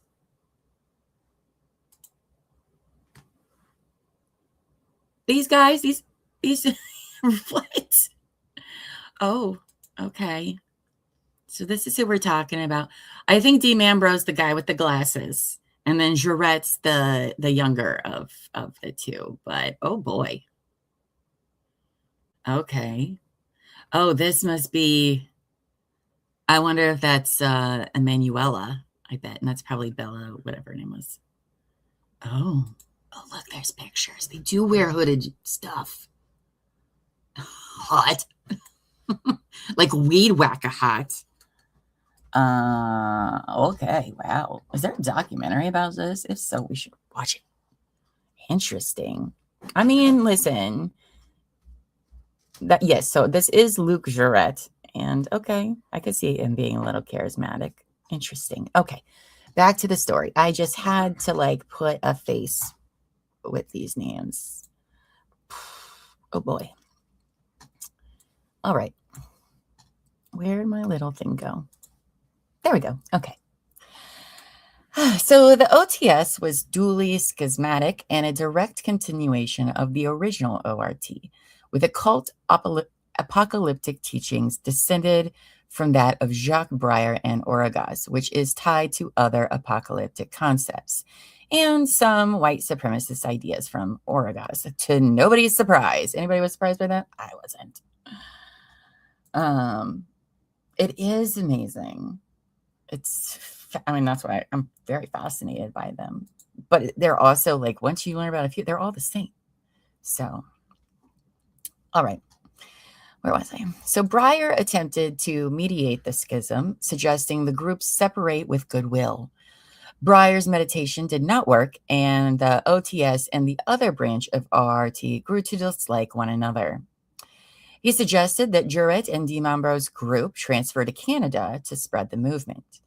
The ORT already had some Canadian administration in Trois-Rivières and Quebec City, which were led by Robert Falardeau. To convince him to help them find land in Canada, Falardeau was given the title of Grand Financier by Jurette and Dean Ambroise. Okay, so they're going to Canada now. Oh boy, this was in Canada. Okay. From then on, the group's most active locations were in French-speaking Europe and Quebec. From Quebec, the group intended to spread its influence to the United States and began a translation project to make OTS ideas available to English speakers. This was mostly unsuccessful, as the OTS never had more than a few American members. In the English-speaking world, the OTS went by the names Order TS and Hermetica Fraternities Templi Universali, whatever. In 1987, a member of the order, using the pseudonym Gaëtan Delaforge, wrote The Templar Tradition in the Age of Aquarius in English to spread the order's Templars ideas into the United States. And let me tell you what, they love their cults here. I forget how many active cults there are in the United States. I want to say it's like 10,000 or something. It's like it's an unbelievable number that you're like, wait, what? Oh, that's not great. Let's see, where was I? The book argues that the Templars survived to the modern day and that the OTS was its ultimate successor and was spread in occultist circles. In 1985, Dean Ambroise decided to set up a survival center in Canada in the event of nuclear war. An estate named Sacred Heart was purchased in Quebec to create an organic farm. The organization set up several subsidiaries, both official and hidden, to finance these real estate purchases. Took a note out of the Scientology book, I see.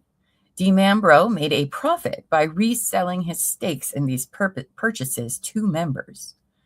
Dean Ambroise asked Tabachnik to draw up a series of writings to inspire him to raise in ranks within the order, called the Archises. Many of the order's concepts and principles were inspired by these writings, third-degree initiatory text. Written between 1984 and 1989, they were made up of 21 articles, each ranging from 15 to 20 pages. They were considered difficult to understand even by members of the OTS. I mean, I'm having a hard time understanding as well. In 1987, Camille Pillet, then the worldwide sales director of the Swiss watch company Piguet SA, officially joined the OTS. He donated several million Swiss francs to the order. It is likely that Pillet's donations kept the group from going bankrupt and were used by the OTS to buy properties. He was the main financial provider of the OTS and the wealthiest businessman in the order. The group reached its membership height in January 1989 with 442 members, 187 in metropolitan France, 90 in Switzerland, 86 in Canada, 53 in Martinique, 16 in the US, and 10 in Spain, from which they gained more than $36,000 in monthly revenue overall. That's in 80s, 90s money. Like, what? It's crazy. Yes. Okay. So, yes, Anna says up to 10,000 cults still exist today in the United States. Yes. It's not crazy. As of 2018. And personally, I think there's probably even more. And because of technology, most of them are online and people don't even realize they're in a freaking cult because they're like, oh no, I'm not going anywhere. It's all fine. But yeah, it's very easy to come in contact with a cult. So like Twin Flames and other cults that are out there. Yes. So let's see. Most members of the OTS had little contact with the leadership and little or no idea of their violent plans. Some financially successful members individually donated amounts ranging from the hundreds of thousands to millions of dollars to the group to finance the life centers. However, some of the money was instead used to fund the leader's own travel expenses and cost of living expenses for OTS members who did not have other support. And the group began to have financial problems. You don't say. Hold on, let me see how much I have to go because I might just take a break. Oh, gosh. Okay. Well, no. I think we can power through. All right. Decline. So beginning in the late 1980s, several members began to doubt DiMambro. You don't say. In 1990, DiMambro's son, Ellie, discovered that the apparitions that appeared during OTS ceremonies were faked, operated by Tony Dutoit, who confirmed this before leaving the group. Ellie, who also realized that the masters his father presented did not exist, then revealed this to other members. Some members explained the falsification away as necessary to keep weaker souls in the groups. They always have an excuse for it. But numerous other members whose faith in the group had been previously damaged by the silencer scandal left the group and demanded a reimbursement of money they had donated. Joseph DiMambro promised to return the sums requested, but several OTS members resigned in quick succession in 1990, leaving only the core group of OTS members. Many people, including Ellie and many high-ranking members, left. I'm assuming Ellie is the child of the cosmos. So I hope so, and I hope they left, and I want to know what's going on with their lives and if they're okay, because that is some shit to unpack. The Arcadia Club was dissolved in 1991. The members of the Sacred Heart Commune disliked Jouret, accusing him of a lack of financial transparency and sexual exploitation of women. You don't say. He was reviewed as a dictator by the Quebec members of the group, and was also not present often as he constantly traveled. Just all these check marks of red flags. There was a resulting power struggle between the Quebec and Swiss Templars. As a result, Jouret slowly became less prominent in the leadership role of the Solar Temple and quit its executive committees in January 1993. Sam says, can you imagine reprogramming your brain after a light turn this? No. It's like, I need to know what happened to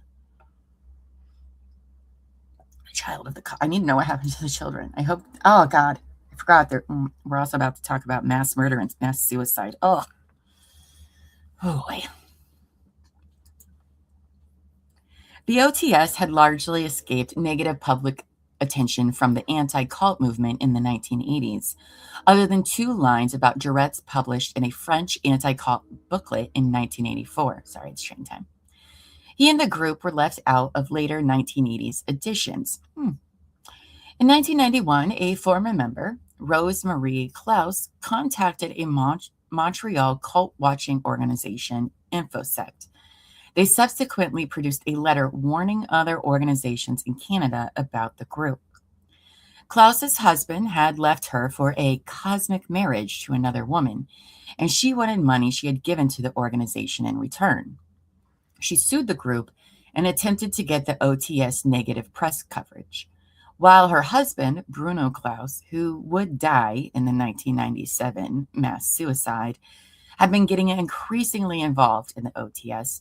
Rose Marie was growing less involved, but continued to live with him near the group's compound. One day, Bruno arrived home and told her that the OTS masters had decided that he was to be with another woman. Rose Marie, upset by this, asked Jourette to mediate between them. His solution to this issue followed the OTS practice of cosmic coupling, which ignored earthy marriage because that's so old news. He set Rose Marie up with another man, Andre Fideli, later one of the killers in the 1995 incident. Oh boy. Rose Marie was not satisfied with this, and it lasted only briefly. She stated that, quote, I saw later that this man went with other women. The women had other men. It was very mixed up. For several years after this, she repeatedly tried to get Bruno back, having a foot inside but always one outside the OTS community, but eventually gave up and began contacting anti-cult groups. On September 10th, 1991, following several Martinicians leaving the island to join the OTS, the president of Martinique's branch of the Association for the Defense of Families and Individuals, the leading French anti-cult group, sent a letter asking various Canadian associations for information on the group. In 1992, after an invitation from a French cult-watching organization, Klaus visited Martinique, where she denounced the group. Her statements were picked up by the local media. Whew. Things are about to get real bad. Oh, gun scandal, you don't say. What? The next year, the group encountered further trouble. Canadian police, then investing Q37, a mysterious group that threatened to assassinate Canadian public officials, which was eventually determined to have never existed. What? Believed the OTS may have been involved. Interesting. I'm gonna Q37 and then to my list because I need to know more about that. There we go. I'll look that up later. Where were we? Soon after, the group's location in Quebec were raided and 2 members were arrested for possessions of illegal weapons. Jourette had asked the men to buy 3 semi-automatic guns with silencers, illegal in Canada, resulting in their arrest. Jourette and the other 2 men were given only light sentences, 1 year of unsupervised probation, and a $1,000 fine to be paid to the Red Cross. What? But in the aftermath, the media took interest in the group. The Canadian press began to report using information gained from police wiretaps of conversations between members of the OTS, which they described as a doomsday cult. Ooh.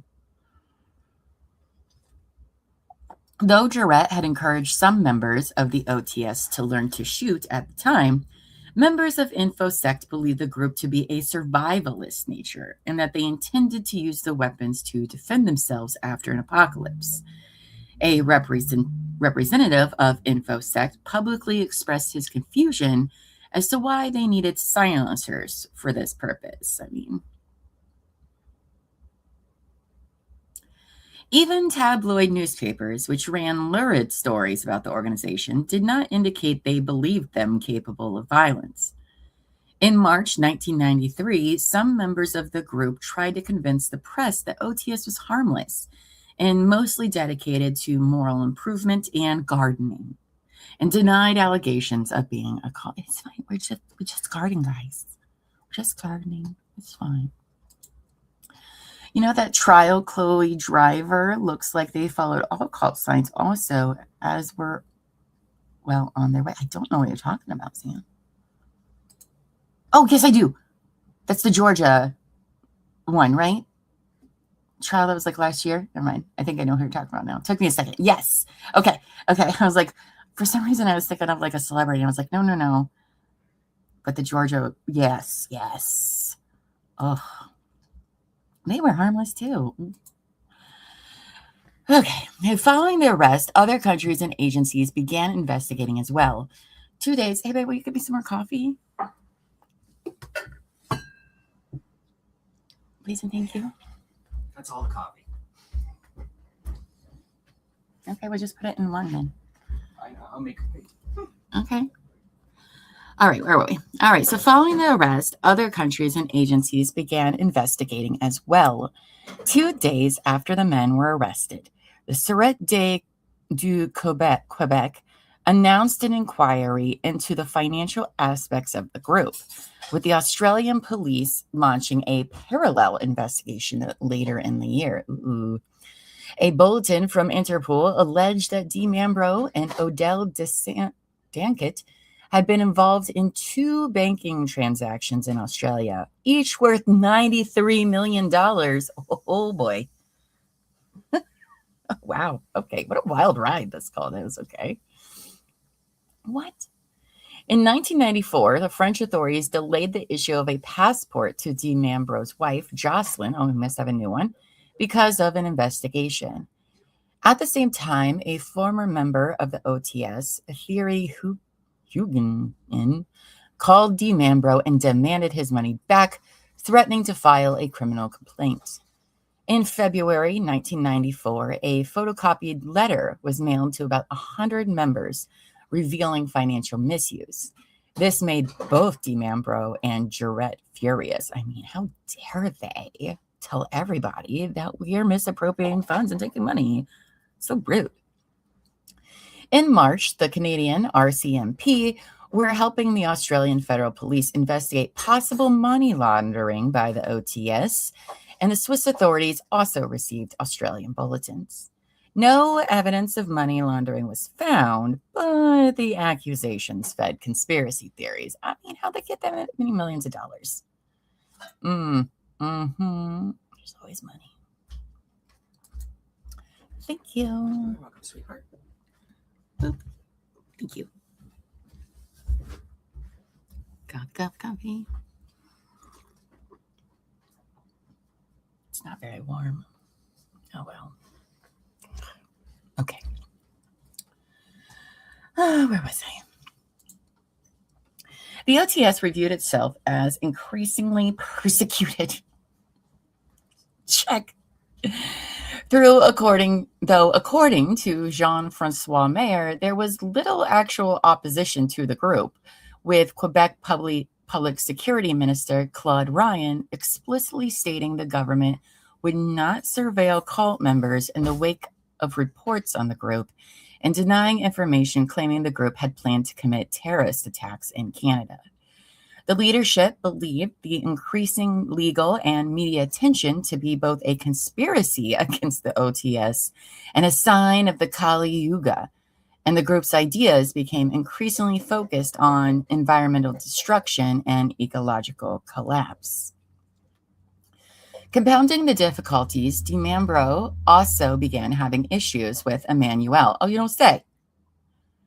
Though she had been raised from birth to be a messiah figure, by the age of 12, she had become uncooperative, rejecting her role in the group and taking an interest in typical teenage pop culture. He believed her to be under threat from the Antichrist, who he believed was born to Tony and Nikki Dutoit in summer 1994. What?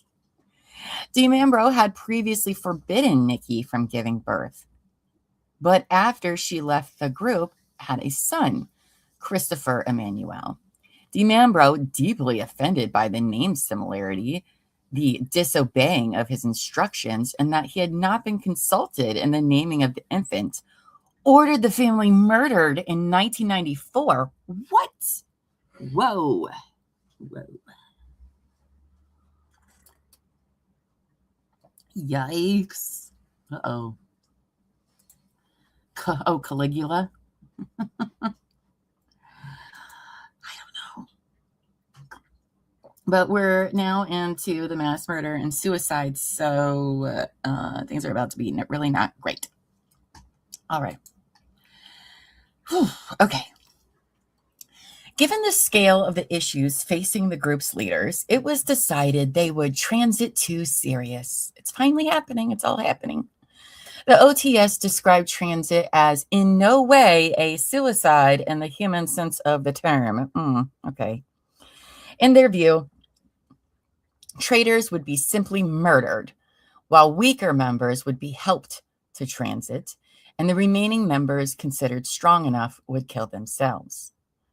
Well, members believed that upon death, they would acquire solar bodies in a faraway location in space, typically given as the star Sirius, but alternatively Jupiter or Venus. Sorry. Well, I don't know if we can be emotionally prepared for this. We'll see. Ooh. Yeah, helped. Murdered. Much like Jonestown. The group's leaders wrote 4 letters expressing these views, known as the Testament, which contained expressions of the order's belief. Patrick Varnet was instructed by DiMambro to mail the Testament letters to several people. Shortly before the end of the group, the OTS was renamed Alliance Rosy Cross. In a final meeting in September 1994, though this may have actually been intended as a new organization. The Testament letters divided the dead into 3 groups: traitors, who were murdered; immortals, who had been helped in death, killed by other members, murdered; awakened, who had committed voluntary suicide. So on September 30th, 1994, the Dutoits were lured to DiMambro's chalet in Morin Heights by Dominique Belleton. That's his wife. 2 members, Joel Egger and Jerry Gnaud, killed the family, including the 3-month-old child, stabbing them repeatedly. What? As ordered by DiMambro, these murders were carried out in a ritualistic fashion. Belleton and Eggert left for Switzerland the same day. The Gnauds spent the next 4 days cleaning the scene and preparing for death. On October 4th, they set incendiary timers to go off and burn the house down, dying as a result. Holy shitballs. Oof. Oh boy. Oh boy. It gets dark super quick. What? Okay. During the night from October 2nd to 3rd, 1994, 23 died in Chieri. 20 of the dead had been shot with 1 gun. 21 of them had died from gunshot wounds after being drugged with sleeping pills, with another 2 suffocated in plastic bags. Egger and Jarrett are known killers in this event, though it is possible they were not the only ones. Well, Jarrett, I wasn't expecting Jarrett to go around killing people, but okay. In Salvin, the dead had been injected with poison, according to the investigative report. It is likely that the fatal injections at Salvan were done by Line Luhu, with Annie Egger doing the same to the children. On the morning of October 5th, the testament letters were mailed out. Holy balls. On October 4th, 1994, the bodies of the Ganouds were found in the burned-out chalet. The next day, the bodies of the Duets were found in the building's cellar. On October 5th, Swiss examining magistrate André Piller was called by the police to a fire in Cherie, where bodies had been discovered. Soon after this, they heard news of the fire in Grange-sur-Salvan. When the fire died down, bodies were discovered. These two fires were connected when Egger's car, who lived in the Sherry house, was found parked outside the Salvan commune. The next day, the Canadian police realized that there was likely a connection between the Morin Heights fire and the Swiss fires, as the properties were owned by the same men. Ooh. Lainey just coming in. Hey guys, what's going on? Mass murder and suicide by the cult. No, I'm just kidding. Hi, Lainey. Hey guys, it's fine. We're just, talking about murder and cults. Everything's fine. We're fine. Hope you're doing well, babes. Oh gosh, okay. The leadership of the OTS cared deeply about the group's legacy and spent a large amount of time preemptively creating a legend through both the manifestos they mailed to various media and scholarly sources, and by destroying all evidence that would have conflicted with their own story. You don't say. This plan was disrupted as some of the incendiary devices had failed. This left behind a large number of the temple's written documents, some of which were found on the group's surviving computers, as well as audio and video cassettes. Too bad for them. Oh, good. Your show's been moved to next set. Good, because I was not very happy with you having to do all that traveling. Not that it's any of my business, but I was not happy about it. But I'm glad that they were able to, and you guys were able to reschedule that. So, where were we? So noisy. According to Thierry Huguenin, Jurette and DiMambro had planned for there to be exactly 54 dead in connection with 54 Templars who had been burned at the stake in the 14th century. This was to allow an immediate magic contact with those departed Templars. Sorry, I don't know why elbow feet's being so noisy right now. Probably washing a coffee cup. However, Hugen, having sensed danger, escaped at the last minute, leaving the death toll at only 53. To their master plan. After the event, some other members declared their continued support for the group's ideas, and even regretted not having been chosen for transit. A Swiss magistrate concluded that of the 52 deaths, only 15 could be confirmed as suicides. Boy.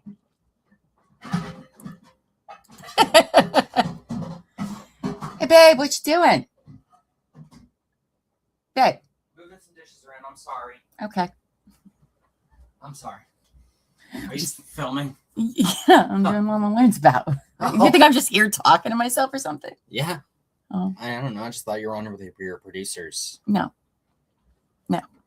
Sorry. We're in the middle of the highlight of the whole story. I don't know if highlight's the right word, but Sorry, ladies and every gentleman, Lainey and Sammy. Sam was yelling at you. Oh, Jesus Christ, Sam. Yell at me. I'm trying over here. I'm just trying to do some dishes. Just kidding, honey. It's fine. I'm actually. House clean. Don't worry. I'm almost done, babe. All right. Just quietly try not to exist over here. Okay. Just stand there and stare at me. Okay. Oh, geez. All right. Where were we? Okay. Virgors. On the morning of December 16th, 1995, 14 members of the OTS, including 3 children, were immolated in a circular star formation and an isolated clearing on the Vercors Massif near Saint Pierre des Cheniers in France. Holy shitballs. If you don't know what emulated means, that means setting yourself on fire. 2 other bodies were found near them. The investigation conducted by the Grenoble Gendarmerie hypothesized that the 14 people, including 3 children, took sedative pills. Then Jean-Pierre Larchet and Andre Fredeli shot each member in the head one by one with 2 .22 caliber rifles. After that, they poured gasoline on the bodies and set them on fire, for they both shot themselves in the head with 2 .357 Magnum revolvers. Well, I was under the assumption that those poor little babies were alive when they did that. So I get some peace. They were dead before the fire, but well. Well. Okay, the bodies of the 2 perpetrators were found alongside the burned ones. On December 23rd, 1995, the 16 bodies were discovered after a missing persons investigation by the Gendarmerie, after having been led to the bodies by a hunter. The plot had been orchestrated by Christine Bonnet, a devoted former member of the OTS, who said she could commune with Jarrett and DiMembro from the afterlife.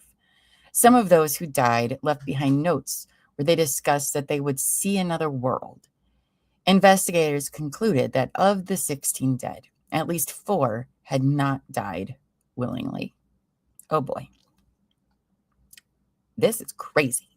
This is, this isn't even just happening like in one day. This is like months of, whoa. Okay.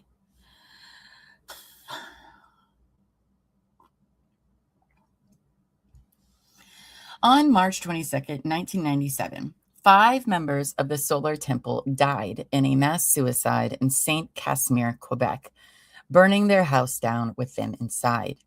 The dead included 2 couples, Chantal and Didier Cuisy, as well as Pauline Roux and Bruno Claus, Rosemarie Claus's ex-husband, and one of their parents. Responding officers found 3 teenage survivors at the scene, the children of the Cuisys, who were found to be drugged. Following the first failed attempt to initiate the mass suicide, that included them against their will, the children had negotiated their right to live with their parents, who eventually agreed that they did not have to die. What? Following this, the adults continually failed to burn the house down, becoming increasingly sick until eventually the teenagers burned the house down at their parents' request. What? The children were ultimately not charged with any crime, as the fact that they had been drugged and influenced the cult could have had on them was viewed as mitigating their responsibility.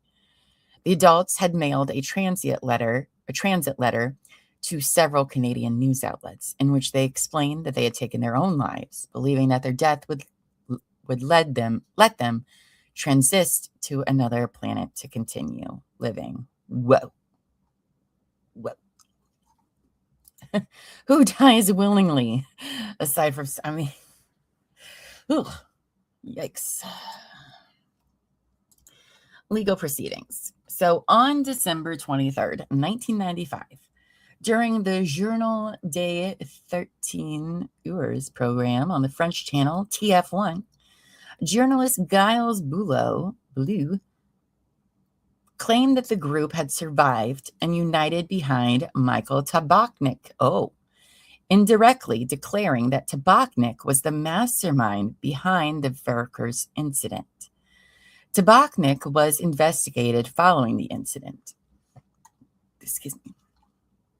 Fontaine placed him under examination on June 12, 1996 for conspiracy.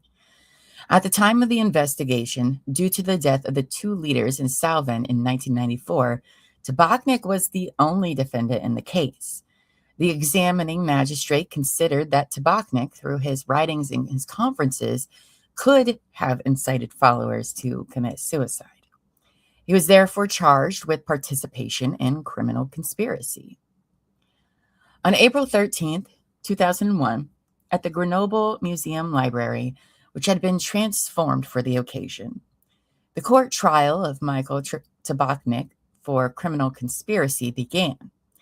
The plaintiff's side split into two camps. One camp, led by Alan Vornet, felt that the trial should not focus on Tabachnik's responsibility, but on the investigation itself, which they felt had not been thorough. Another, led by the anti-cult group UNADFI, believed that Tabachnik and his writings were the causes of the mass suicides and that cults must be eradicated. On June 25th, 2001, the court acquitted Tabachnik on the basis that there had been no conclusive proof found of any involvement, and his writings accused of influencing the members into the death were deemed unlikely to have influenced them. The public prosecutor appealed the criminal court's decision, and Tabachnik was tried again in a second trial beginning October 24, 2006. The appeals court upheld the lower court's ruling, and he was acquitted a second time in December 2006. That the initial suicides had occurred in Switzerland was a source of shock, as Switzerland is a country not normally associated with scenarios of doom. Isn't the clock there? The doomsday clock, isn't that in Switzerland? I feel like there it is. The demographics of the solar temple resulted in further surprise.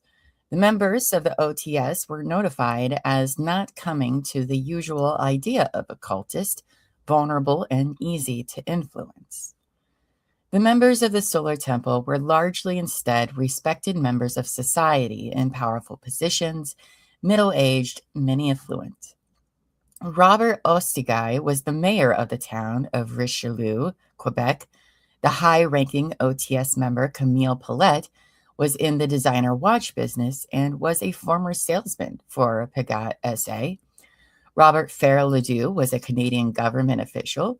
Jocelyn Grand Maison was a journalist for Le Journal de Quebec, and Patrick and Edith Vornat were the son and wife, respectively, of Olympics gold medalist Jean Vornat. This seeming contradiction contributed to the shock felt by the public. Listen, most people in cults have money because cults need money to stay afloat. So they don't, they're not out there targeting poor people. Poor people don't have money. I mean, let poor people join. But if you're a cult, you're going to want the people with money. And so that is really not that surprising at all. Maybe for the times, but no. Western Europe's view of cult groups was impacted even more substantially than the deaths of Jonestown had impacted the American perspective on such groups. Similar incidents, like the Shinriko Sarian attack on the Tokyo subway in 1995, I know about that one, and the two further OTS suicides cemented this impression. The Solar Temple immediately became well known in France. In the wake of the deaths, fear of cults took hold of the French and Swiss populations. The group's actions gave a major boost to the European anti-cult movement, which had existed for some decades, but with little official support. They were a major factor in the toughening of the fight against cults in Western Europe, resulting in a general rise in opposition against purported cults. It prompted European governments to begin to monitor new and non-traditional religious movements and also influenced the American anti-cult movement. Several preliminary inquests were held into the issue after the Solar Temple deaths. Following the deaths on June 29, 1995, the French National Assembly voted unanimously to appoint the Guillard Commission to study the phenomenon of cults.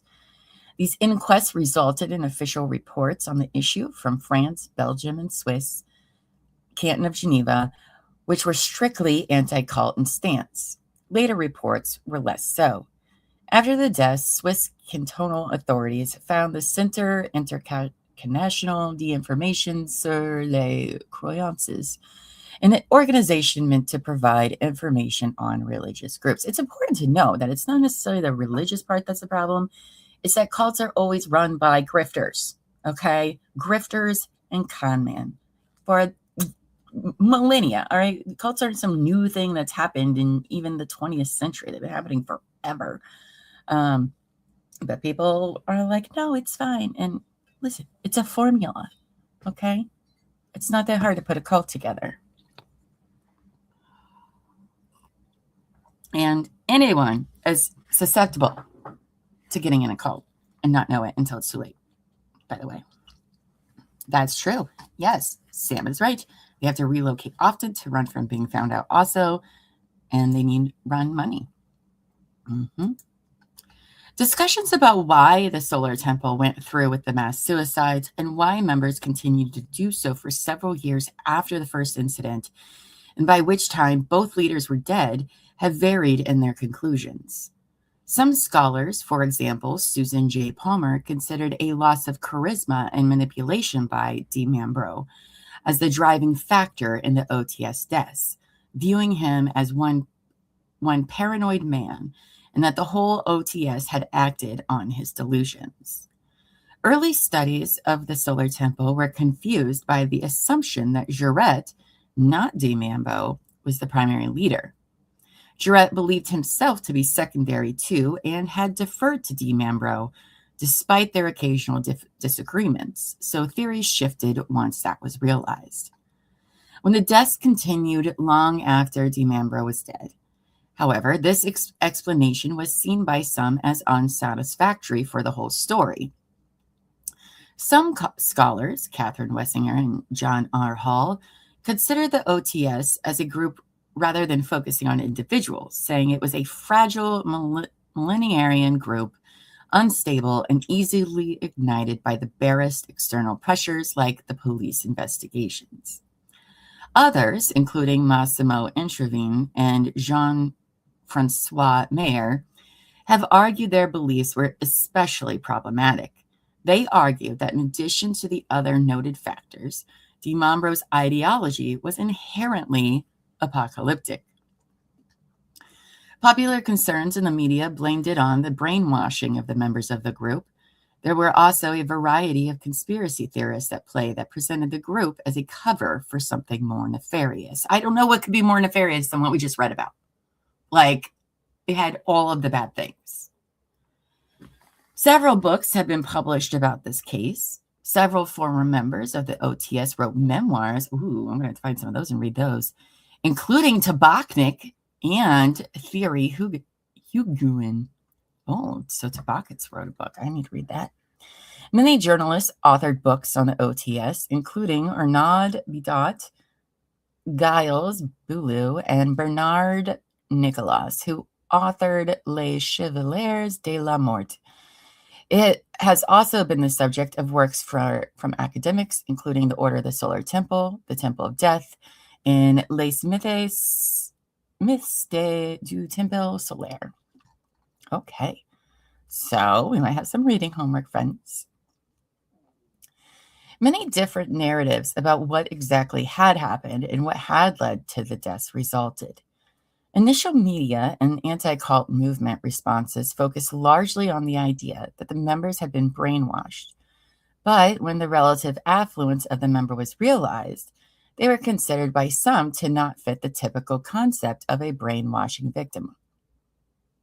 I disagree. In the following years, the French media accused other cult sects of being like the Solar Temple, plotting their own mass suicides, included among them the Unification Church and Scientology, as well as Amish and Raylands. Oh, we're going to have to look those people up.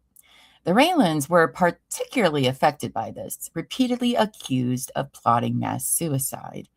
The leader of the Raylands, Rael, responded to the affair by saying, "If those idiots in the Solar Temple decided to kill themselves, that is not our problem. And why do the journalists always call me for comment when there's a collective suicide? I don't want to die. I want to be around to piss them off for a long time." That's kind of funny. The Raylands put out a press release stating that suicide was against their belief system. The Amish were also affected, being told by the police that there was a rumor they would commit mass suicide, like the Solar Temple. In January 1998, a group called the Atman Foundation was suspected of plotting ritual suicide in the Teide National Park in the Canary Islands. Police of the island had announced that they had prevented another OTS suicide, which made headlines around the world. It was later clarified that they were unrelated groups.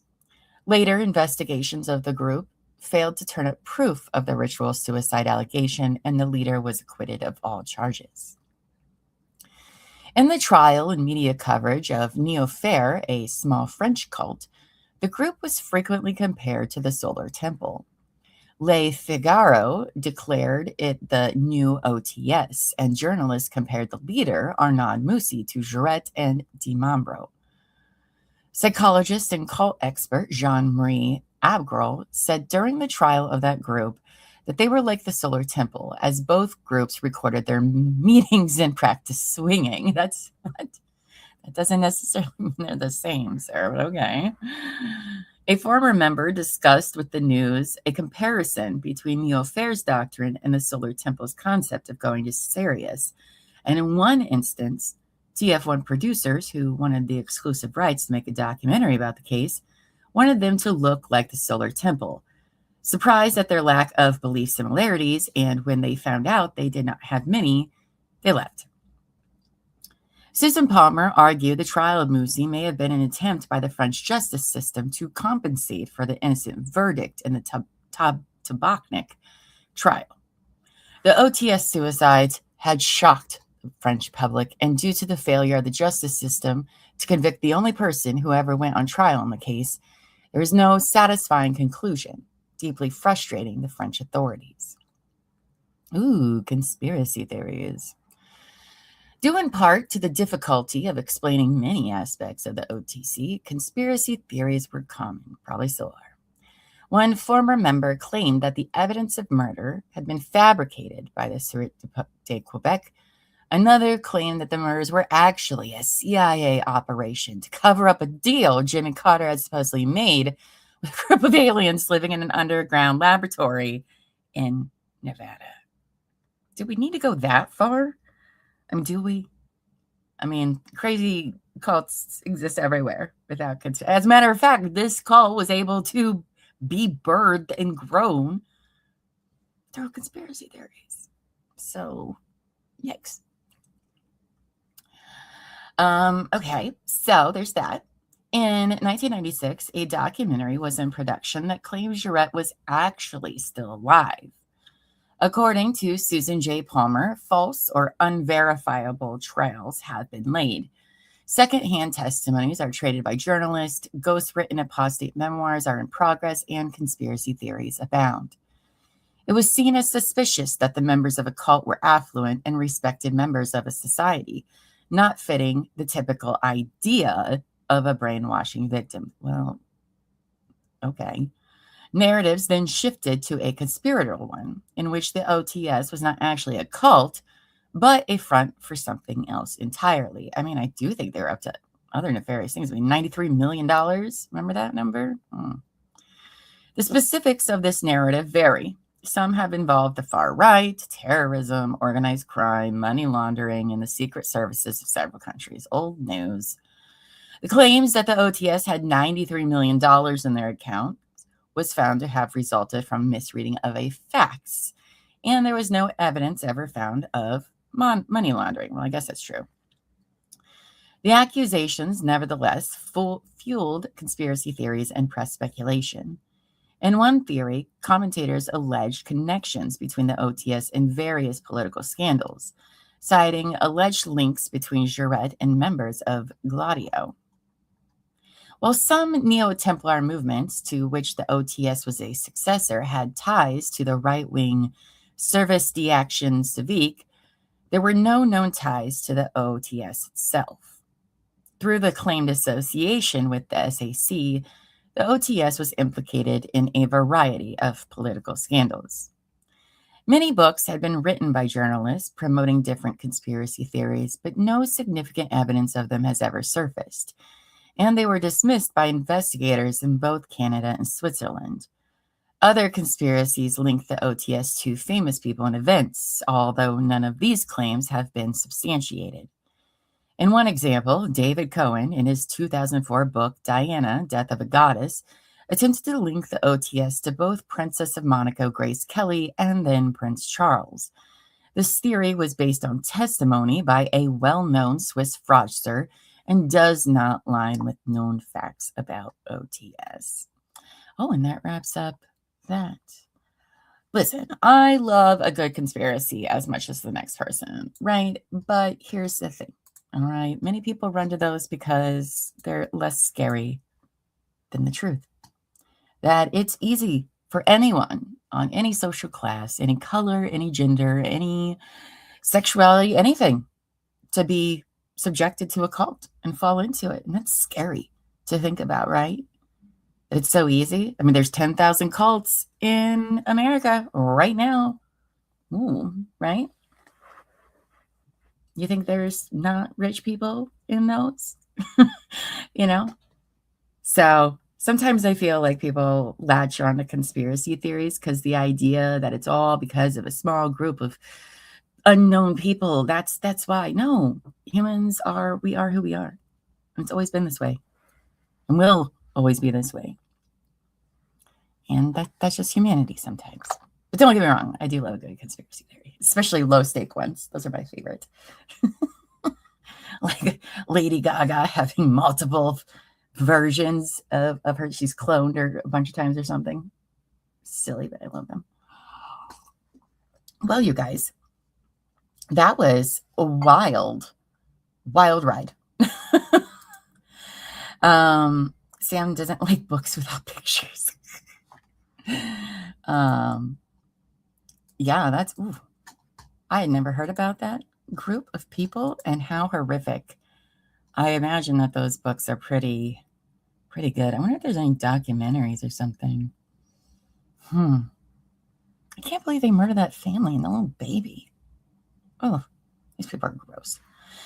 Anywho, well, you guys, this was a long one today, 2.5 hours, and for our public. So you guys, if you are seeing this and you're like, Llama learns about, she's been talking about that. I wish I looked better today. But I usually do this for our Bestie members and hires on YouTube. So please become a member, Bestie level and higher. I think it's just $2.99 a month. I do these right now every Saturday at noon.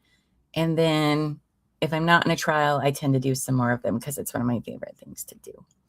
But I am going to get off here because I'm pretty sure I got other stuff I have to record today and stuff to prepare for before we get a bunch of snow. I hope everybody has a safe weekend, a safe, warm weekend. If you're getting snow, ice, please do everything you can to stay off the roads. You shouldn't be on them, period. And if you lose power, please go to one room. All right. Keep yourself and your families in the one room. Your body heat will help. Even if it's cold, you can light a candle. You'd be surprised. If you have candles, light a couple candles. It will help keep that room warm. Okay. So I care about everyone right now dealing with this storm. It just worries me because people die every year because of the snow and the cold. So don't go driving in it. That's usually how a lot of people die, to be quite honest with you. Oh, thank you, Sam, for the super chat. You love being a Llama nerd. I love you that you're a Llama nerd too. But thank you very much, Sam. You're so kind. And we will be back next week. Hold on, I can tell you what we're learning about next week. Next Saturday at noon Eastern, we're going to listen about WalkFi. That's something technical. I don't know what. Oh, I think that's about how to make Wi-Fi like in a survival situation or something like that. We're going to learn about the green children of Woolpit. Ooh. And Mary Shelley. We're going to learn about her. She wrote Frankenstein. So that's what we're going to learn about next week, my friends. Maybe some others if I have time. I keep picking these really long ones, and then we don't get to do any random ones. Yes, Mary Shelley. We're going to learn about her as a person. So, yes, thank you all for joining me today. I'll see you all next Saturday, besties. And, oh, wait, that's right. I have to play the outro video. We didn't add that yet. I think it's this one. So, anyway, you all have a great weekend. Stay warm. I'll see you all Monday for a Couch Court with Llama special edition since there's no court. I haven't told anybody about it yet.